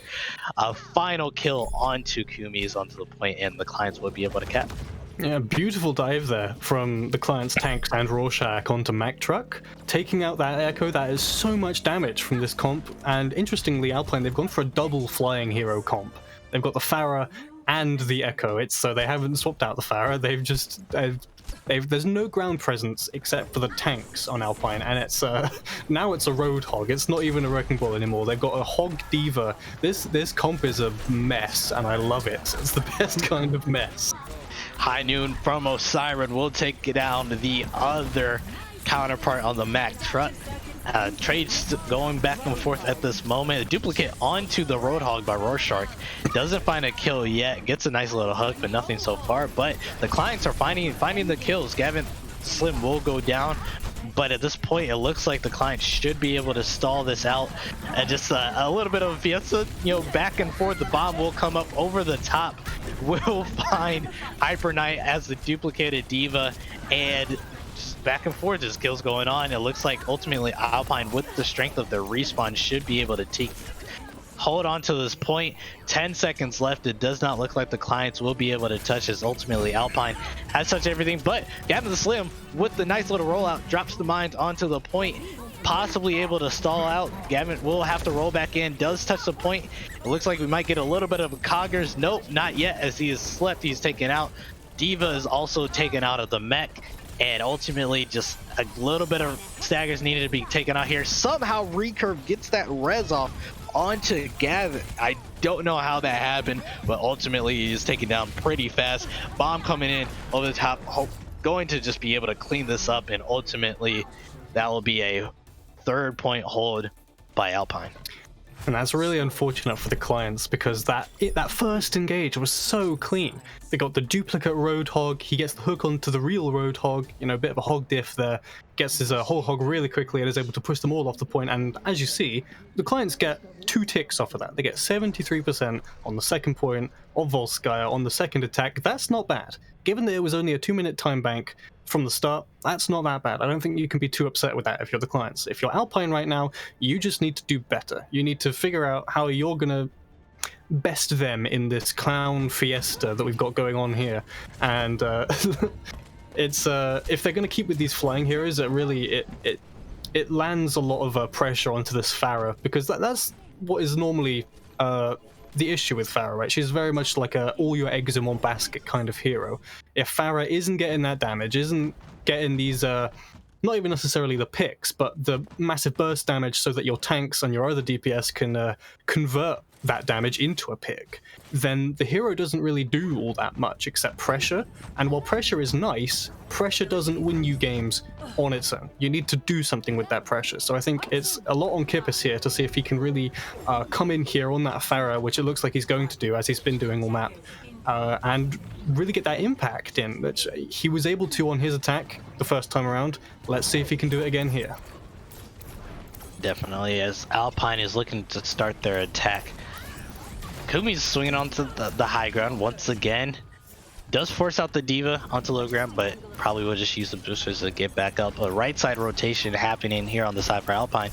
Interesting, they have Marlin onto the Zenyatta this time, so a little bit different. We've been seeing them normally on the Ana, and just space just trying to be taken here by Alpine. They will take this high ground at this point, but the clients aren't worried. They have a couple tanks who are able to get up onto the high ground. Gavin going dangerously low thanks to the help of that Discord orb. Same with Hyper Knight. Each time the tanks go onto this high ground, the Discord is just popped onto them. They go dangerously low. Ultimately, we're looking to see if they finally get taken down. The anti onto Rifler will help take them out, but Coconut is down themselves, so trades back and forth. Kip is finding a couple here, hopefully able to finish this out, but the clients might be able to maybe able to solve this out. A bit of a interesting ultimate there, Mike Kippis. That's a yikes. And they still win. Somehow is still able to cap this point. Man, this is something else. Okay. I see you, Kippis. That was a barrage. That definitely was a barrage that has happened in the history of Overwatch. But credit to him, he did what I said that he had to do on that first push. He got 2 picks, and even before that, you saw these 2 tanks from the clients. They'd go in and they'd get so low because of this burst damage from this Pharah, and that means that they can't be in the fight anymore. And that's the kind of pressure that I'm talking about, where you force the clients to play in a way that you want them to, and that's what's important. All right, Alpine, only a minute left to get 73.4% onto this point. The visor comes out by Mack Truck, doesn't find anything. The duplicate short-lived on that side, but Kumi is down, Marlon down as well, so trade's going back and forth. A couple of supports taken out as well, and this trans will be invested, hopefully trying to force onto this point, force some space created. Bomb comes out, we'll find Marlon as they're not able to get out of the way in time. And Alpine either needs to cap this fast or they need to reset as fast as they can and hopefully force one last fight. Yeah, I don't know about that Transcendence investment. He's Marlon swapping over to the Ana now for this last fight, maybe just to get a clutch nade in, just trying whatever he can, because it is last fight, of course. Interesting there from the clients, they nano a D.Va who immediately bombs, so you get no value whatsoever out of the nano, which is an unfortunate, maybe a bit of a miscommunication there, but it's all good. They won the fight, so that's the mines popped out by both wrecking balls. Campus and Mack Truck find a couple kills, and it looks like Alpine might be able to finally take this out. The space created by the mines has been huge for them, and just a couple kills, a couple more people that they have to eliminate. They should be able to do this if they can just clean up this fight nice enough. Hyper Knight trying to desperately stall out this point, unfortunately is able to stay alive, but Gavin the Slim is back on the wrecking ball. A huge slam onto Marlon there. Good lord, that is bad. Oh, but it might be that clients can do this. 2 kills on the side. Rifler does find one with the bomb, but it looks like clients, the respawns are just way too good for them right now. The High Noon doesn't find anything, but Rorschach, if they can come back, they have that duplicate online. People are just all over the point at this moment. Kills are going back and forth, but at the end of the day, this should just help out the clients because they're going to have this faster respawns. People from Alpine are desperately trying to make it back, the duplicate onto the D.Va, hoping to build to that bomb, hoping to hopefully find something, but ultimately, very close at the overtime, almost goes down. The Gavin the Slim just rolling around on the point, almost is about to build to those mines. That could be huge, but Kumis has their own mines online as well, but it is not enough as the clients somehow, some way is able to stall out this point and win here on Volskaya. Yeah, 2 CP, man. Alpine coming with 3 or 4 picks right off the bat from the DPS. You can't ask for more from Kippis and Mack Truck there. And just because of the way that 2CP works, the clients get the respawns in, they get a couple of picks, and it's just enough. There's that res that we were talking about. Like, how did that happen? That's a solid play of the game by Recurve. It doesn't matter what they're on, whether it's the Far or the Mercy. Definitely still goated there, and yeah, that was that was definitely a match to cast. I will say that that's just about as much as I can say. But it's I think maybe today in our casting we just haven't seen the cleanest of Overwatch, which just happens. It's okay. It's cool. Sometimes it just be like that. It is what it is, as they say.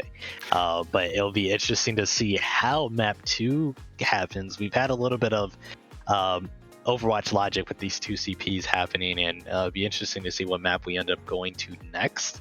Hopefully we get a little bit of cleaner things, but I mean, there's just so many fights where you think that the fight was won and just people just couldn't finish out the kills fast enough. But I mean, sometimes this is how 2 CP goes.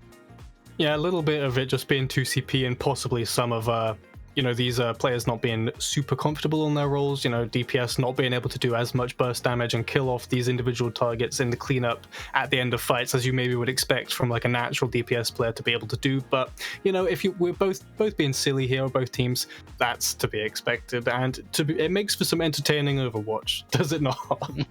It definitely does. And interesting, we are getting some role swaps happening. People are still off rolling. I won't spoil the surprise, but we're going to have some interesting placements as to who's on what. Honestly, I hope we get a King's Row here with kind of who I see on what roles. I think it would be pretty interesting. I can agree with you there. That would be an interesting one, that one. But we're still waiting to kind of see. It is interesting. From what I've heard, clients are the team that's always the one asking to do these weird little things in their matches. Maybe the fact that they came into the second half of the season 2-1, maybe they're feeling like, hey, we're a solid enough team. Maybe they don't want to give out any strats or anything.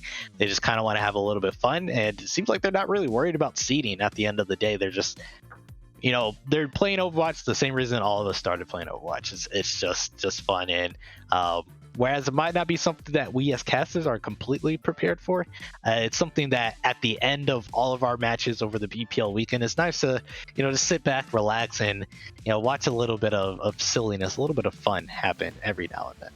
Yeah, absolutely. A little bit of de-stressing at the end of the season here. Just to, you know, reset the mentals. It's been a bit sweaty for the past few weeks, I think, for most of the teams. So the ability to sort of unwind with a bit of fun, and it is King's Row will be the next map. So very good. This is going to be a top tier match to watch. So I'm excited for this one. Subs coming in. We've got Osiren and Focus on the clients coming in for Hyper Knight and Gavin the Slim. And on the side of Alpine, we've got Hot Dog coming in for Kippis. Obviously, all still off-rolling themselves as well. So we'll see what they get up to on this King's Row match. I want to point out that we also have Mustard in here for the clients as well. So be a little bit interesting to see. As you guys saw, you know, we put up kind of the roster sheet of what it normally is and how the roster normally looks for these two teams. And going in, you'll recognize that we're nowhere close to it. Wow, a return of the Focus Lucio.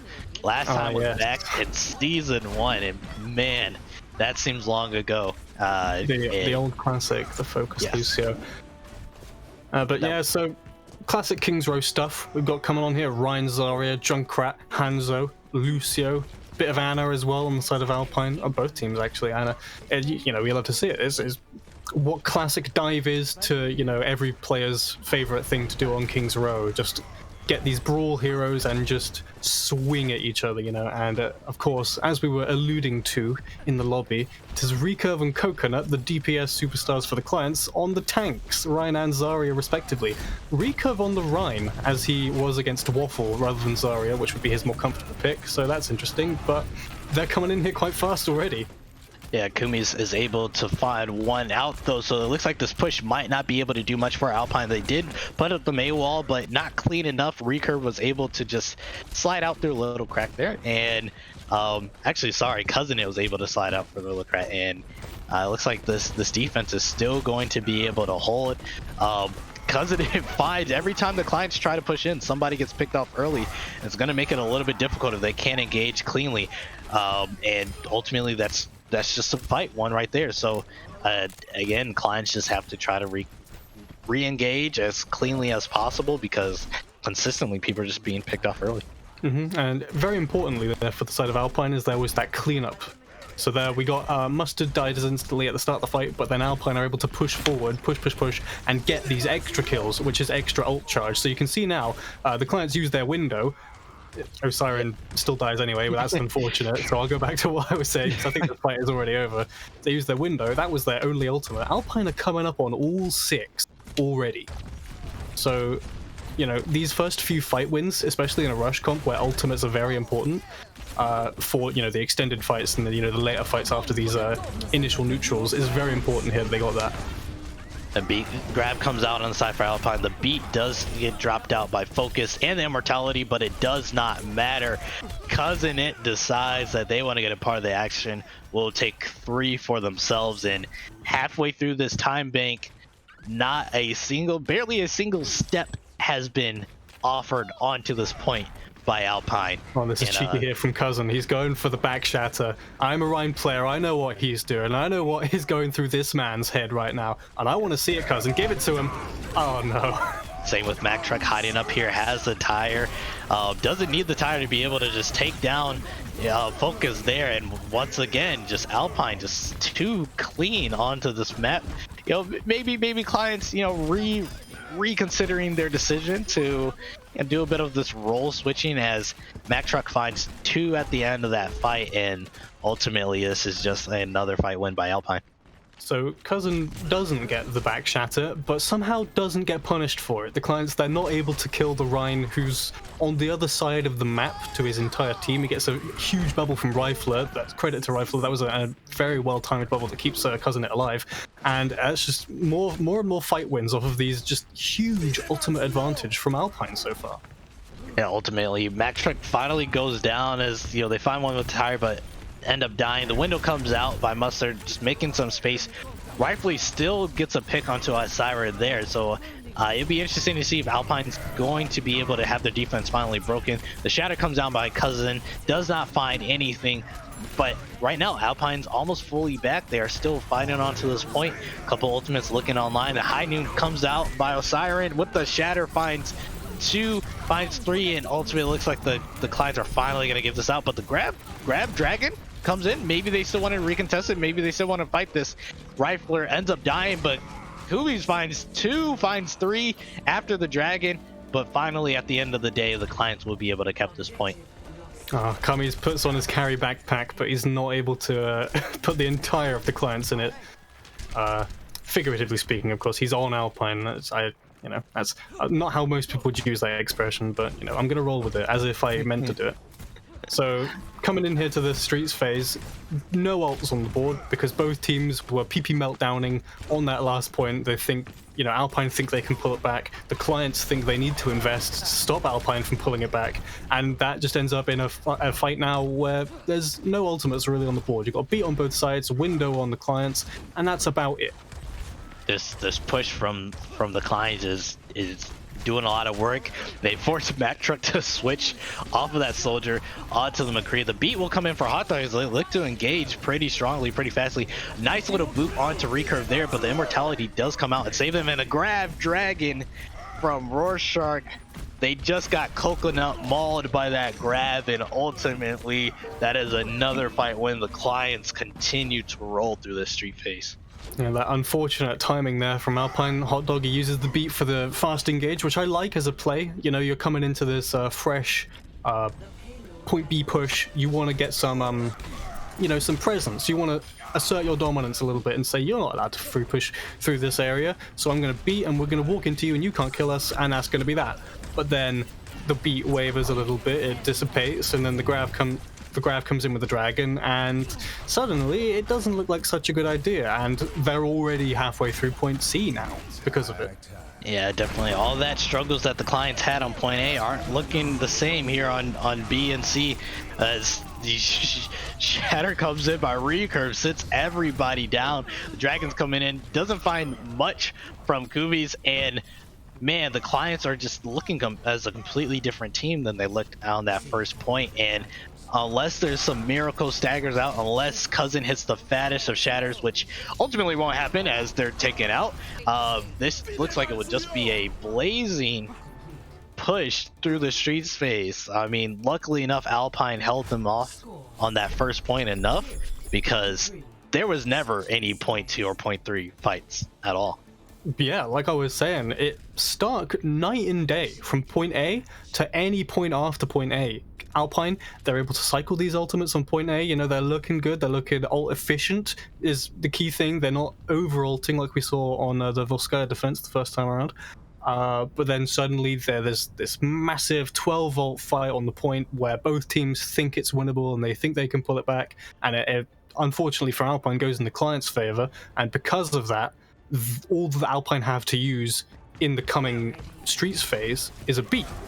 And I think they probably thought the clients had more than they did, given, they were correct in that sense in that the clients were coming up on a couple of ultimates. But if they'd taken a dry fight, maybe, I think it would have been better. But of course, they don't know that. They think we need to use this ultimate and take a fight as fast as possible. And that's what they did. It didn't work out for them, but I like the call there from Alpine. But, because of that, it all just snowballs like you see Kingsroad does that all the time. Either you win or you lose the first fight on the second point, and then that's it. That's the second point, essentially. The snowball effect is massive. But we're going to have to see if Alpine can bounce back from that one. It doesn't feel good to get snowballed on Kings Row, but like you said, it's a good thing they held on first for so long, because it's not that bad. It's not that bad. They've only got less than 2 minutes in the time bank for the big clients. Yeah, definitely. And we're looking at Mack Truck on that Genji once again. Ooh, but recurve is completely melted. Both the tanks for the clients are immediately just deleted. I think it was a pretty solid sleep by Marlet, if I saw correctly. That kind of just ended up winning that point. And unless the clients want to try to touch, which it looks like they don't want to, that's just a pretty fast fight. Actually, no, it looks like they're going to try to recontest here. But they won't make it in. A nice little push off there by Cousin is stopping the charge in by Recurve, and wow, that's pretty unfortunate there for the side of the clients here, and Alpine will just continue to roll. Yeah, you want to talk about a bounce back? How's that for a bounce back after getting snowballed on King's Row? You come out, you sleep the Rhine, and he instantly melts, and without your Rhine in a rush comp, you can't do anything. He is your anchor, and so they just get rolled over. Yeah, this window comes out right at this moment, and just kind of stalling. This hold right here is very difficult to try to push through, but Alpine does have 5 minutes to be able to do it. Also, Alpine doesn't have their Genji to be able to do it, but the Nano Blade is online. Alpine could decide just to wait for that, or they could look to push in now. The Shatter does not find anything there by Cousin. Recurve drops their own Shatter, finds 2, and the Dragons with it will clean up the rest of the members. Goodness, the clients just making this choke so difficult for Alpine to push through. Yeah, beautiful ult combo there from the clients. Very efficient. 2 ults that, on their own are not necessarily the best all the time. Shatter is hit or miss, quite literally. Dragons, you just walk out of the way of it most of the time. But crucially, Alpine have saved 5 ults here, so they can maybe break this chokehold here. Tire coming out by Kumi's. The grab comes out by Rifler as well. Maybe a combo with it. No, because the tire is down, but it does not matter. That grab was enough. Interesting, the use of the Nano Blade when it looked like the fight was already kind of won, but maybe just some insurance, making sure that they are able to win this fight. And Alpine, off the strength of what's like 5 ultimates, end up winning that fight. Yeah, I'm kind of happy with that Nano Blade, because there's still maybe 4 or 5 clients players alive, and they probably have ults. If you're in the minds of Alpine, you're thinking they can definitely turn this around. We need to end this fight right now. Do the Nano Blade, and they do. And they're able to push through. They're able to finally push through that arch, which is the hardest point on B to actually get through. All right, and Kumi's is able to take down Mustard before Mustard can use that grab coming out here by Coconut, hoping to just stop this push. The Shatter will come down by Cousin. It will kill Resurge, but trade's still on both sides. It looks like Alpine does have the advantage at this moment, and we'll be able to cap here point 2 and have 4 minutes 40 seconds going into point 3. Yeah, and there's the snowball. Like I said, you win that arch fight, and maybe not quite the same as the first time around, because it took the Alpine side a lot of ultimates to actually be able to use that. So I don't think they're going to be quite as able to just steamroll through the 3rd point like the clients were, because they don't have any ultimates to use except the Nano, which I don't know if they want to invest on its own without Blade. But saying that, it seems like they're just going to win a neutral fight anyway. A deflect onto the Fire Strike there will end up taking down Recurve, and the Nano is just popped onto Rifler to hopefully just mow people down with this Zarya. Grab is online, and it looks like Alpine just waiting out here. Looks like they're going to have a faster tiebreak if they're able to fully complete it. The grab in the corner on the spawn will take out Recurve ultimately, and just a couple more cleanup kills here. Bastion switch by Osiren doesn't find much, as Alpine is able to have about 2 minutes more than the clients will in their time bank. It's all well and good to have a Bastion, but if you're not touching the point, it's not going to do you much good. So Alpine, they're able to go in there with just a clean neutral fight. I don't think there were any ults there even at the beginning of that fight. It was just, a Fire Strike from Cousin, a couple of dashes from Mack Truck, a couple of people from the clients fall, and then like dominoes, it all just comes tumbling down like a house of cards for the clients. So like I was saying at the start of that round, huge that Alpine are able to bounce back in that manner. They take the first point very fast. They get, held a little bit at the arch, but not to the extent that you'd maybe think that someone would when they get held at the arch. It's a very hard, like notoriously difficult choke to break through in the first place. So I think Alpine, they have got to be ecstatic about that one. Nearly 4 minutes on the time bank, double as much as the clients. And coming in here, I think Alpine are going to be looking good to take this map and bring us to a map 3. Yeah, definitely. And be interesting to see. So right now we have Alpine about the same composition that they just attacked with. We saw that they had a very, very good hold on their first defense. We'll see if they're able to replicate the same thing here right now, as on the side for the clients are coming out. Quick swap to the Widow, possibly just trying to find one pick, maybe a swap back. It'll be interesting to see if Osiren decides that they do want to keep this. They will not. Swap back over onto the McCree, and immediately, just you're seeing right now, clients deciding to try to take a different route than last time, but no, they do decide to then just switch and go main. No kills going so far, but a good amount of space taken here by the clients. Both Ryans just swinging back and forth at each other as both teams just try to fight for this position around the hotel. Trades going on both sides, so now drop down to a 5v5. The immortality is out from both teams at this moment, and Rollins goes down, Musters is out, and right now it looks like nobody will be able to be saved. The next kill will be a final kill. Shatter comes down by Recurve, finds 2. And ultimately, a couple kills come with it, but Recurve gives their own life for it and trades back and forth this window, helping out the team of Alpine. But, you know, Resurge deciding, no, the window does not matter for me if I can still hit headshots no matter what. And clients, a huge shade different than what we saw in their first push, is able to cap this point in a minute. Yeah, and like you were saying, it was very important for the clients to break that, because we saw from the first round, that Alpine were very well able to defend that first point. So the fact that clients are able to say, okay, this is what we did well to break it the first time, let's try and come in with that initially here and do it much faster this time, and they were able to do it, very good for them. But they don't get any more time, crucially. It's overtime now, overtime rounds, you don't get any more time for capping the point. So as soon as the clock reaches 0 here, there's only 10 seconds left, clients cannot leave the point at all.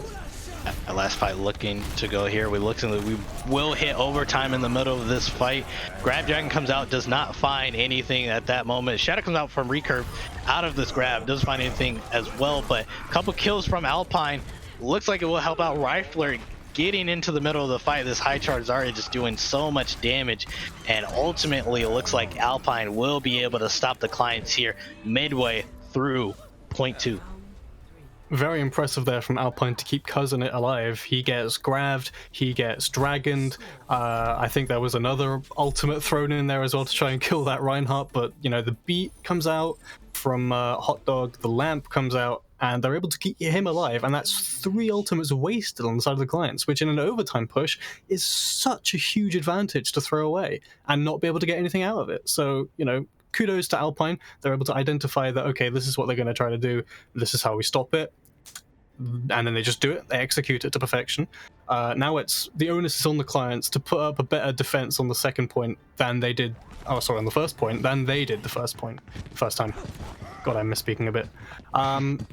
Because as we saw, they kind of got rolled over the first time around. They got walked out. It was a big sleep from Marlon onto Recurve. Recurve's Reinhardt, and because he goes down, you know, the entire team falls apart. Because it's a rush comp. Ryan needs a main tank. You can't do anything without him there. So if you're Recurve, you're probably thinking, let's not get slept this time. Let's stay alive and hold this point for maybe a little bit longer than 10 seconds, because Alpine have 4 minutes to get a little bit out of point B, not even halfway, maybe like a third of the way through the streets phase of King's Row, which with a 4-minute time bank, it's not that hard really. You just got to break the arch hold essentially, and that's as good as done. So odds are looking good on Alpine here, so it's on clients really to really step it up here. Yeah, right now Alpine looking to be favored to finish this a lot of time, but Resurge with a quick pick onto Mack Truck there. Alpine looking to still, they have control of the space, so they don't want to back up too far yet, just using it at this moment. Both teams just fighting over positioning right now. So I'd just like to point out, that's an attacking Torbjorn. That is not a defending, that is an attacking Torbjorn from Mack Truck. An interesting choice, to say the least. Yeah, definitely. Nice little off angle found here by Coconut. Just getting a little bit damage and charging up, but again, Resurge finds somebody else, and this is an even more impactful kill as it's the Baptiste, the main source of the healing for Alpine. And with that, the clients look to just push in. They've already gotten down the Rhine as well, and should be just a fight win easily off of those 2 kills. But Kumi's with the tire, finds nothing as Osiren kills his tire, then also kills him as well. Oh, and unfortunate. A couple summons down right now, the tire and the turret, and they send Alpine back to spawn. Yeah, so the idea of the attacking Torp here is the area denial, right? He puts his turret down, as you've seen from his perspective. He puts it down in the sort of like the hotel choke, as I like to call it, the main like choke in the King's Row first there, so the clients can't come through hotel without getting battered a bit by the turret, which would be fine if the rest of Alpine were able to push it to the point where the clients feel a need to go through the hotel. But they haven't. They've been getting picked first in every fight, and it's just sort of been a little bit lackluster here. Thankfully, MacTruck acknowledges that without even getting to use his Torbolt and swaps to an Echo, which I think will be a lot more effective here. A huge shatter there by Recurve, but unfortunately does not get the Zen, who's able to pop trans out of it. Coconut then decides to drop the grab. Recurve finds 3 into the grab, helped out there by Coconut, and you know, might not have been grab dragon kills, but it definitely did the job at the end there, as once again the clients, they've whittled this 3-minute 45 time bank down to under 1:30 at the end of the day. Even if Alpine caps, they've done a pretty solid job. Yeah, crucially there, though, a lot of ultimates were used by the clients just then. You had Shatter, you had Grab, you had Dragon, and now there's nothing for them to use here except a beat, which comes in, and I don't know if it's going to be enough. Beaten, and we're out there against Rifler's own grab, and Osiren finds a couple off of it as well. Again, another huge fight stop here by the clients. Yeah, very impactful tire there from Osiren, I think, was what really saved that, because, you know, it put this pressure onto Alpine where you couldn't just sit there and swing into the grab. And just like that, it's under a minute now, and Alpine have nothing. They're 30% on every ultimate except Echo dupe, so this dupe has to come in so clutch. I cannot overstate the amount of work this Echo duplication has to do in this next fight. And the window fire strike will find 2. That was beautiful. Window dropped, Recurve hops behind it, throws the fire strike, ends up taking out a couple, takes out Rifler and I believe Hot Dog as well. And right now, only it's been 3 minutes. It's been over 3 minutes, and the clients have held 15 seconds left. The teams are pushing in at this moment. Finally, looking to hopefully cap this out. MacTruck does have the duplicate. That has to be what they went off of. Will duplicate the Rhine. Charges in. Does find focus. The grab comes out here by Coconut. May be able to do enough. Fire strike comes in, but a number of kills are still happening on the other side here for Alpine. The Grab Dragon will find 1, but it looks like with the help of that duplicate onto the Rhine, Alpine will finally end up capping this point, but they still have a bit of a ways to go until they can finish off this map. And as I alluded to, the dupe had to have an impact, and it did. He gets in there, he charges, focuses Lucio down, unfortunate for him, but he gets a shatter off of that because of how Echo's copy ult works. He gets an immediate shatter, gets 2 or 3, and that's enough to win the fight, because, you know, you've essentially taken 3 people out of the fight at that point. And because of that, Rifler now has built up a grab. Hot Dog has built up a beat. Cousin It, he's sort of close to a shatter. You'd maybe expect him to get it at some point in this fight if it stays extended, but now Alpine have a really good chance here. Tire comes out by our Siren, hopefully finding something, finds the immortality. Whoa! But a couple kills here by the clients. Somehow, even with that grab, it does not matter. The clients are able to clean out this fight. The swap onto the Doom is huge, and with that, the clients end up holding off the huge time bank that Alpine have, end up taking this map with a nice 2-0 victory. I cannot believe that for Alpine. 0.16 of a meter away from taking us to a map 3 and having another chance to really take this series home. So as much as it is a 2-0 victory for the clients, you can't discredit Alpine here. This was not a steamroll. This was not a sweep.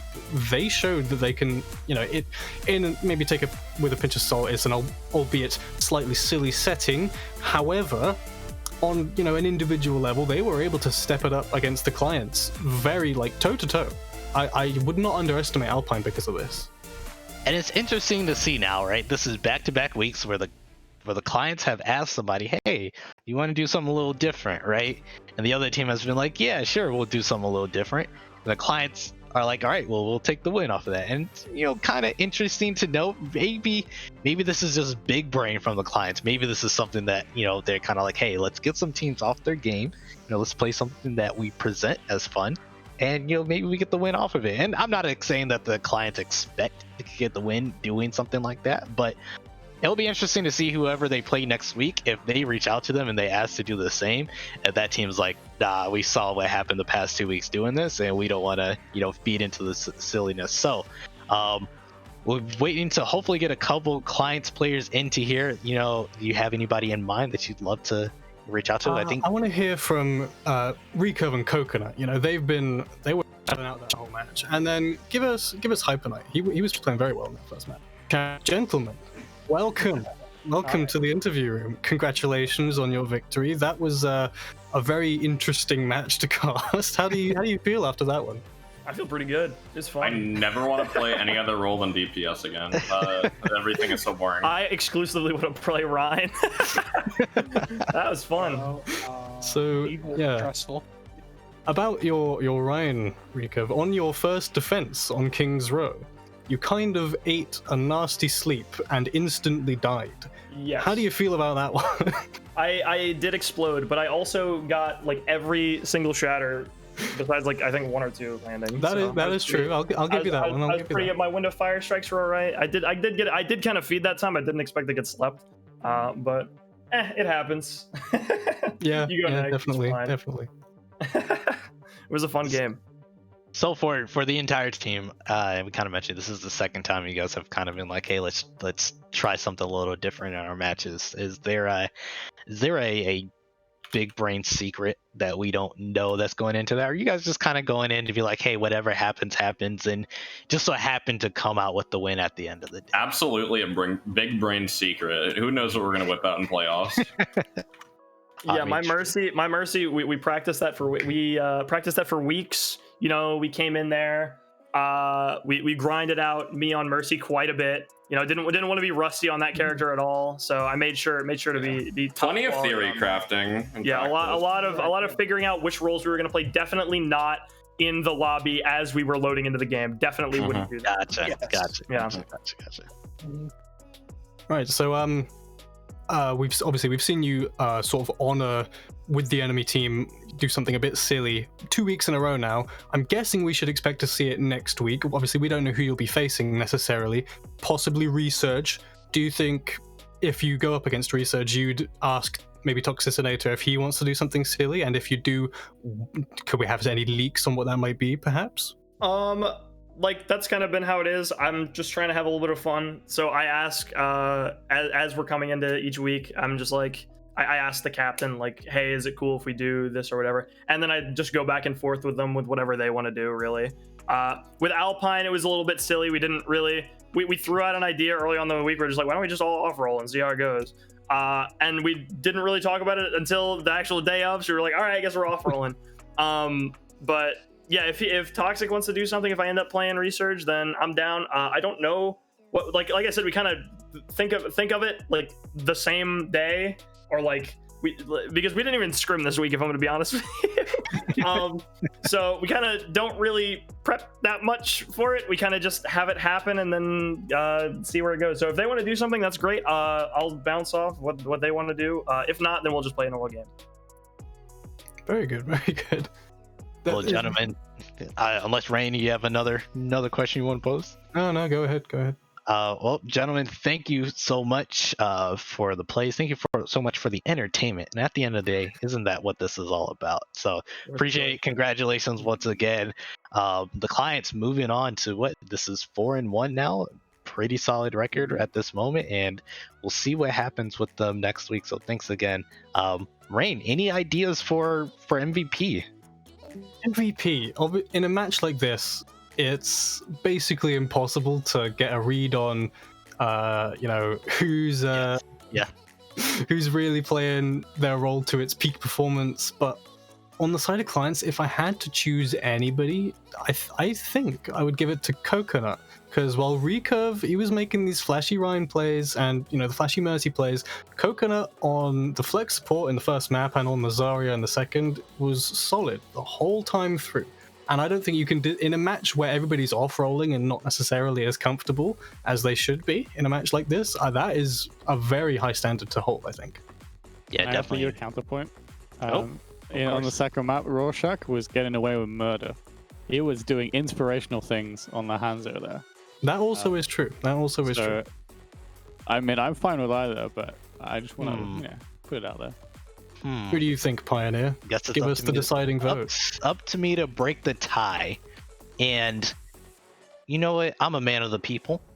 So I like to hear what the people say. I look at the chat. I see one for Rorschach. And so we're going to go with that. So Rorschach is our MVP of the day. So congratulations to Rorschach. Congratulations once again to the clients for how they played. And I believe we're going to have our commissioner, the man himself, Invictus, and Solomon, I guess, kind of wrap up this week for us and chat about what we have coming up next week. Yeah, exactly. Big thank you to Pioneer and Rain and everyone who helped out today. I'm going to steal Invictus. I'm going to throw me over the turn, actually. Awesome. And we will give you some more information about playoffs in just a second. Thank you, Pioneer Rain. We'll see you another time. Bye. See ya. I don't know why that was a fade transition, but hello. Thank you to all of the staff today, as always. We're going to give you some more information about playoffs. I don't actually have much prepared in terms of pretty things to show you or whatever, but I'm joined with Invictus. Hello. Hello. Hi. How's it going, Solomon? The server? Okay. BP is going to ping this Discord server.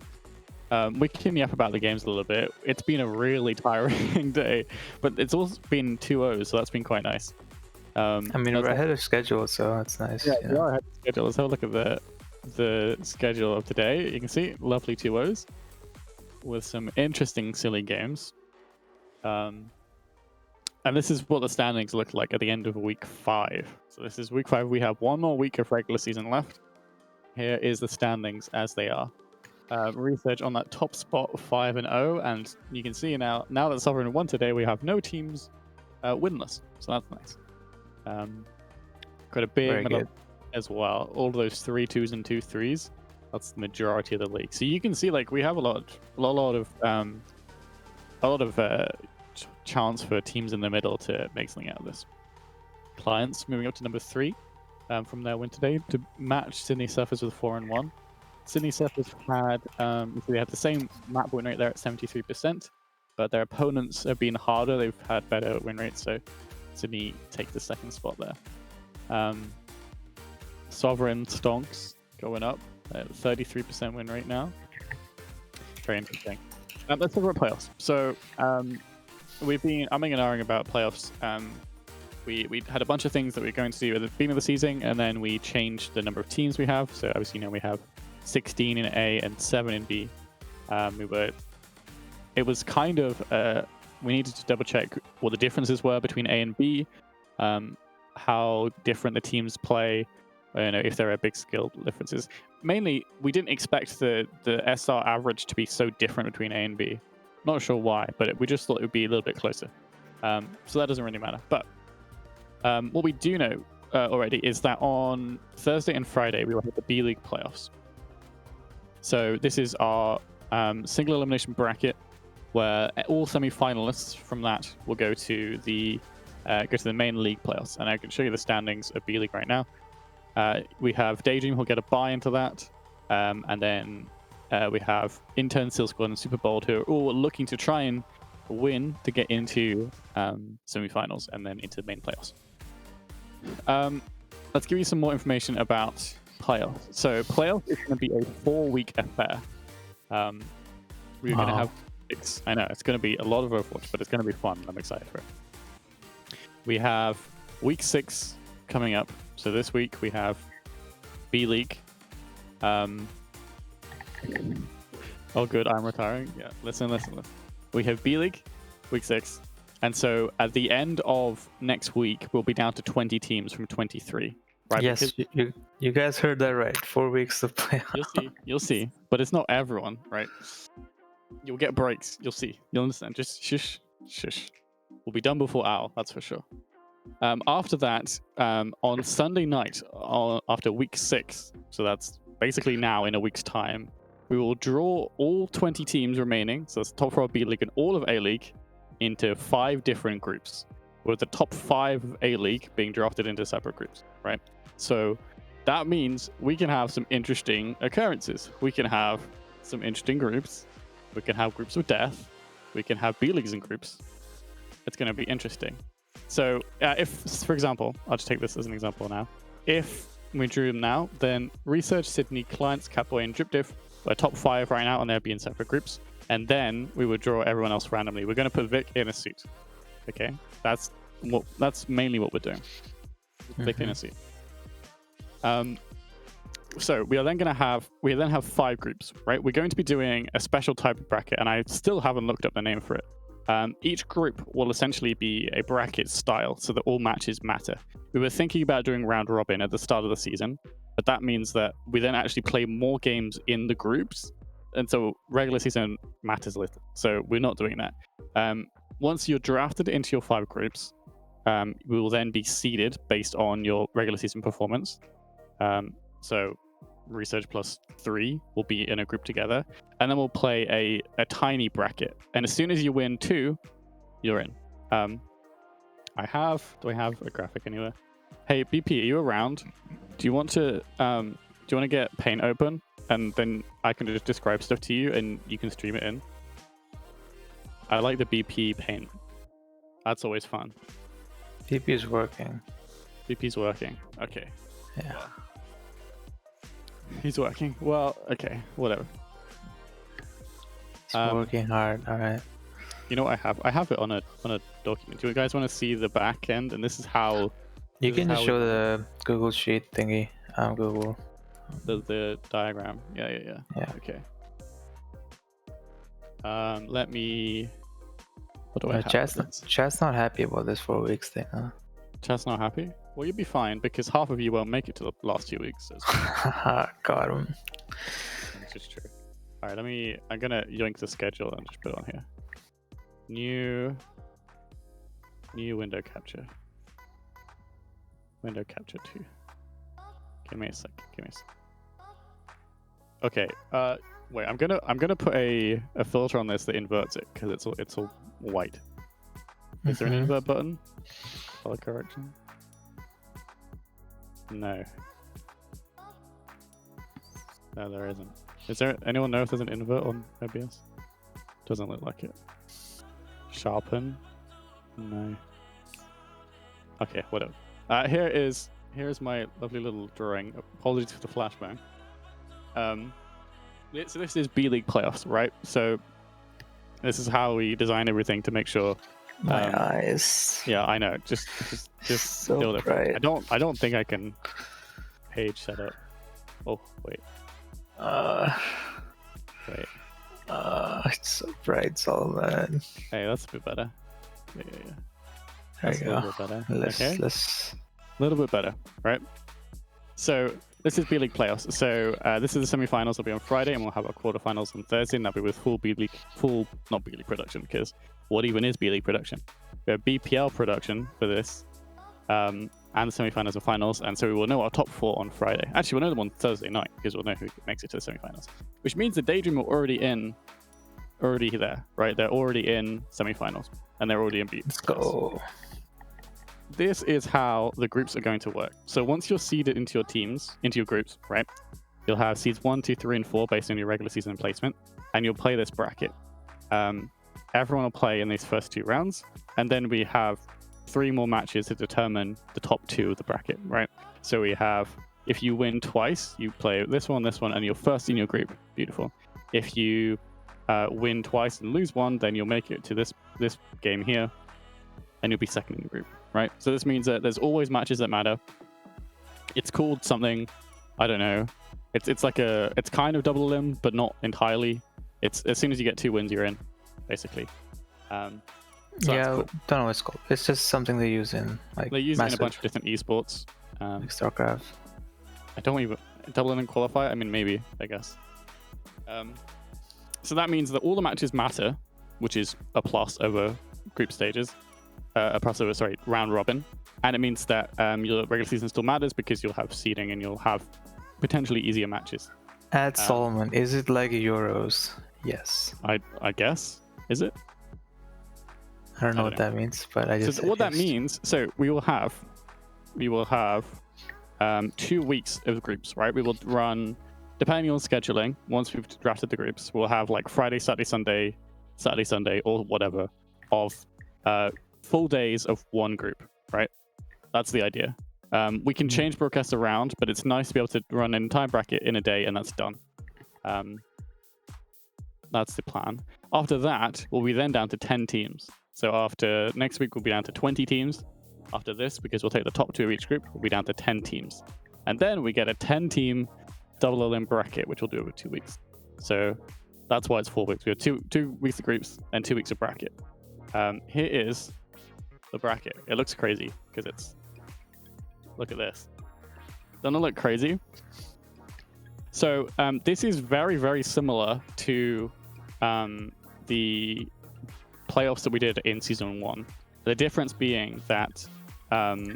it's not seeding because the first 2 games are still double elim protected, so... Yeah, so instead of having actual play-ins, if you think back to Season 1, we had those matches between B-League teams to get in, right? I can even... bpl.solomon.io. Here we go. This is a playoffs bracket. We had these 2 matches here, PPOTF and MT2 EG2, which were play-ins, but they weren't part of double elim. So if they lost, they're out. But we have that with this one. So if you lose any of these matches, you will have a second life.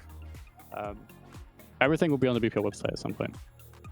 Basically, the only things you need to know are we have one more. I can't speak. It's been a long day. We've been streaming for hours. We have 1 more week of regular season. Then we have our group draw, and that'll be on Sunday. So you will find out which groups you're in on Sunday night at the end of broadcast, just like this, as in 1 week's time. Then we will have 2 weeks in which we will be doing the group stages, right? I think the plan is to try and do a group in a day. I guess we could technically split them, but then it gets, we could do like all of the first rounds, or I don't know. All right, chat. I'm gonna simplify it for you. All right, get ready. Very simple, very straightforward. 1 more week of regular season. That's next weekend. The next 2 weeks are group stages. You need 2 wins to get in. That's it. That's all you have to worry about. Don't worry about anything else. Get 2 wins and you're in. Just win twice. You're in the bracket for playoffs. In the playoffs, it's a double elim.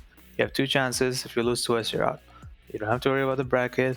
You'll know who you're playing, and that's all. Yes. Why is it way too dank? What's happening? No, it's the brains are exploding. You see. Oh, okay. Group stage is 2 games. Yes. Instead of doing a round robin, which would be like 4 games, and you've played 6 in the regular season, you have either 2 or 3, depending on brackets and stuff. Yeah. So that's the idea. That's why it sounds scary. It's like there's 4 weeks left. It's not 4 weeks for everybody. At the end of next week, we have 20. At the end of groups, we have 10. And then we do a standard 10-team bracket. Bracket reset. No one does bracket resets in open. Bracket reset is dumb. I don't need it. The information about stuff like maps and seeding and stuff like that. I think the plan was to just have every map open. And obviously we'll just have a standard map set. Rules Toxic, there is a point of regular season. The seeding for the playoffs bracket is determined by group stage and regular season. Because group stage, if you think about it, you'll have 5 ties, right? Because it'll be first and second of 5 groups. Yeah, so we basically, if you win your group, then you're in the top 5, and then you'll sort it in that top 5 based on your regular season standings, right? So if Sovereign, and they're not actually the last in the league right now, Sarasota Seniors, if they win both of their games in groups and they become first in their bracket, then they are 5th, right? They start, where's 5? Over here, right? Because they're in the top 5 because they won their group, but they're lowest in the seasons, they're 5th, right? And if they win and become second in their group, then they start 10th. That makes sense? So if the teams that go 2-0 in the group are gonna be 1 through 5, and teams that go 1 and 2 will be 5 through 10. Yes. So or 2 and 1. Yeah. Yeah, 2 and 1. Yeah. I hope that makes some sense in what you need to know for now. The details I don't really Basically, matter that much. the regular season matters. It's not getting ignored. It will be part of the seeding, but also your group stage performance matters. So, and they both matter about as equally. So. Week 6 regular season. Then we have groups. And then we have playoffs bracket. Wow, Wi-Fi's on it. He gets it. I mean, you guys are just memeing at this point. It's not that complicated. Like you don't have to get into the nitty-gritty of it. Like, just worry about your own. How's that? You like that? This is what we should just show. Shut up, and this is it. Yep, yeah? That's it. Yeah. Just be like, don't worry about anything else. Yeah. Sad B says, I don't understand anything. That's fair. Good. Yeah. Obviously, the questions channel will be open. I will ignore you for a little while. You know the dates. The next weekend is another week of regular seasons, and the next 2 weekends are group stage, and the next 2 weekends are playoffs bracket. Yep, it'll be Friday, Saturday, Sunday, or Saturday, Sunday, depending on how many games we have. Yeah, if you final lose 2 weeks will be 3 days, 3 broadcast days. If you lose 2 games in group stages, then you won't be in playoffs. Yes. Yeah, if you win 2, you're in. If you don't, if you manage to lose all 3 maximum of your games, then you're out. Is it possible for a team? Wait, Isn't it possible for a team? For a team for all team. What? That doesn't make sense, right? Fix the sentence. We could have some very interesting groups, definitely, and that is sort of. No, it's not possible, Solomon. Like it will be like, because there's only 4 teams in the group. Yes. So it's not possible for all teams to. All teams. Yeah, no, it's because it's a bracket, right? Yeah. Yes. Like someone has to lose, right? Like. Yeah. Right. This is how groups work, right? We have these matches which are just seeded, right? First seed, last seed. Winner of the first 2 matches goes to this, which you could kind of call like an upper bracket finals, right? These are both winners, and then these are both losers.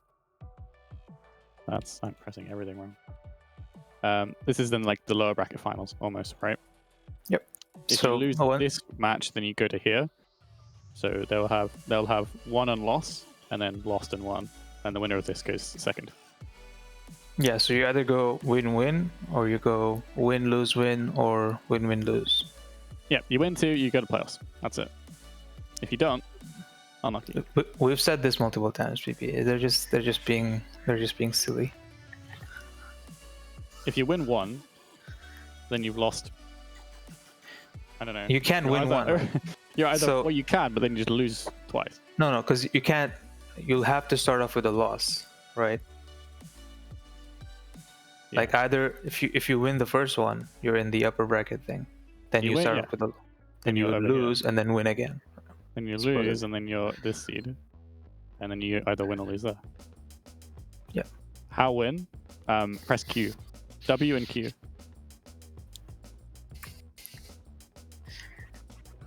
Yeah. All right. Good. I'm not going to keep taking questions because you understand what's going to happen. Groups and then bracket. That's the idea. I mean, everything ready eventually. What the players and teams need to know is very simple. If you want to get into the nitty-gritty of it, you can, but it doesn't matter for the most part. Yeah. It's going to be nice. It's going to mean we get to see a bunch of rematches. We get to see a bunch of new teams, and especially we get to test that mid-table. You know, we have this big block of people who are 2 and 3, 3 and 2, right? That we have a lot of teams, right? It's going to be good. BPL Season 3 be just groups and playoffs with each other? Probably. I mean, the thing is, even if we did playoffs, right? If you want to do a double LM playoffs of 24 teams, that's going to be longer than us doing this. What W means is fuck a regular season. Just do groups. Right. Then, yeah, sure. basically. Yeah, there's definitely things that we want to do. I'm actually quite happy that we can do both. We have quite a long season, which is nice because we'd be like, wow, look at what we've done. But we can also have shorter things, and we want to do shorter things, especially when our style. Tournament style stuff. Because I mean, this is the whole reason why Overwatch League is turning to tournaments, right? Because regular season sucks. Regular season is nice, especially at this level, because it means that you're consistently playing games, right? And even if you're losing, you're still playing games. You still have that mentality, if that's what you like. But it's definitely something that takes a lot of time and effort, and that's why there's a bunch of team shifts. Most teams have had at least like 1 or 2 people that have moved around, which is fine and is expected. It's been a long league, and we are getting to the end. I'm very excited for playoffs because it's going to mean that we actually have some really competitive matches. Group stages are going to be a lot of fun, and regular season the playoffs bracket is going to be a lot of fun as well. Finally, we get to crown Resurge as the champions. I mean, what? The script has not been written. Trust me. No, it's almost done. It'll be done by tomorrow as well. We'll have everything written up on the website. We have most things up, but we were just changing a few things. So we will write up as much as we can. Especially what you'll want to know and what you'll keep asking is for like who's high seed, when is high seeding based on bracket or based on the regular season, when who chooses maps, what are the map sets, what's the map rotation, all that kind of stuff. We will decide all that and we will make it so it's all public. We're going to do that, I'm going to say during the week because we have a lot to do. So as probably a Monday, Tuesday, we will get it all out public. Hope that's all good for you. Yeah, very excited. Thank you to all my staff today. We had a bunch. We had some had to come in early because Vic's internet was not working. That's what he was. He wasn't asleep. He was just, his internet was off. So thank you to Joey. He stepped in at the last minute. Thank you to Mark and Liver and Vic, of course, for observing. We had 4-man observing for most of those games. Isn't that crazy? We have the amount of staff that Owl does for observing on BPL. Literally better. Yeah, obviously the Owl staff are very talented, but we just we're better. We're trying to make up it with sheer numbers. This is what we're trying to get the difference with. Thank you to my admin staff as always, who get to talk to all of you guys. Look, I'm just gonna say BPL has had more viewership than Owl on Twitch. True. We've had better viewership than Owl on the actual Overwatch League on Twitch. It's true. Yeah. This year. Yeah. Thank you, everybody. Thanks to all the players who are keeping into this. I'm very excited to work with like a bracket. But yeah, like we said, we definitely want to do more stuff in the future. Not just Overwatch, but other stuff like other games that you guys are all playing. That we Valorant. He wants to do a Valorant tourney, which we're gonna do one. We're gonna do one. Don't worry. Even BP likes Valorant more than Overwatch. So. No, we're not doing Overwatch. But yeah, if there are, you'll hear things if you want to do stuff. If you want to do mini tournaments, that's one of the things we want to do, especially during hours. Actual mini tournaments of Overwatch. How would like an Among Us tournament even work? Like, how do you? You like it's like Fortnite tourneys and stuff, right? Where you just get points for doing things, like getting kills and stuff. So you get points based on like if you're sus or not. That's all from us today. We'll be back on Thursday. Make sure you're here on Thursday for the B League playoffs. You get to see our bottom teams. That's rude. You get to see our B League teams fight for a place in the playoffs. They're all hungry to get into playoffs. And then we will have the semifinals and finals for that on Friday. Saturday, Sunday, we have the last week of regular season for A League.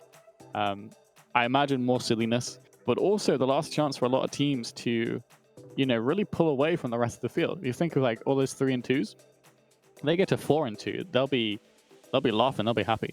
So thank you to everybody. We'll see you next week for more BPL action. As always, we love you all. Thanks for sticking with us. And look at what we've made. Isn't this crazy? BPL, it's popping off. More next week. Anything else to say? Bye. I just want to say, I forgot to mention, we still have the mid-season win boosts that will be added in Yes. Yeah, next week for, we'll add for those. seeding, we will add mid-season tourney results. Yes. So yeah, see you all next week. Bye bye. Bye.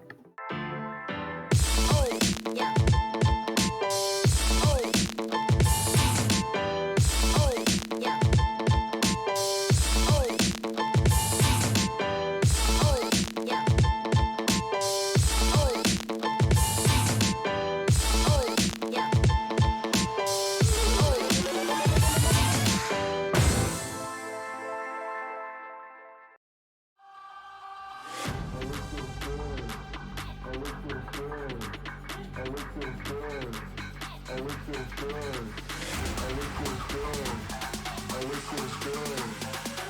it was good.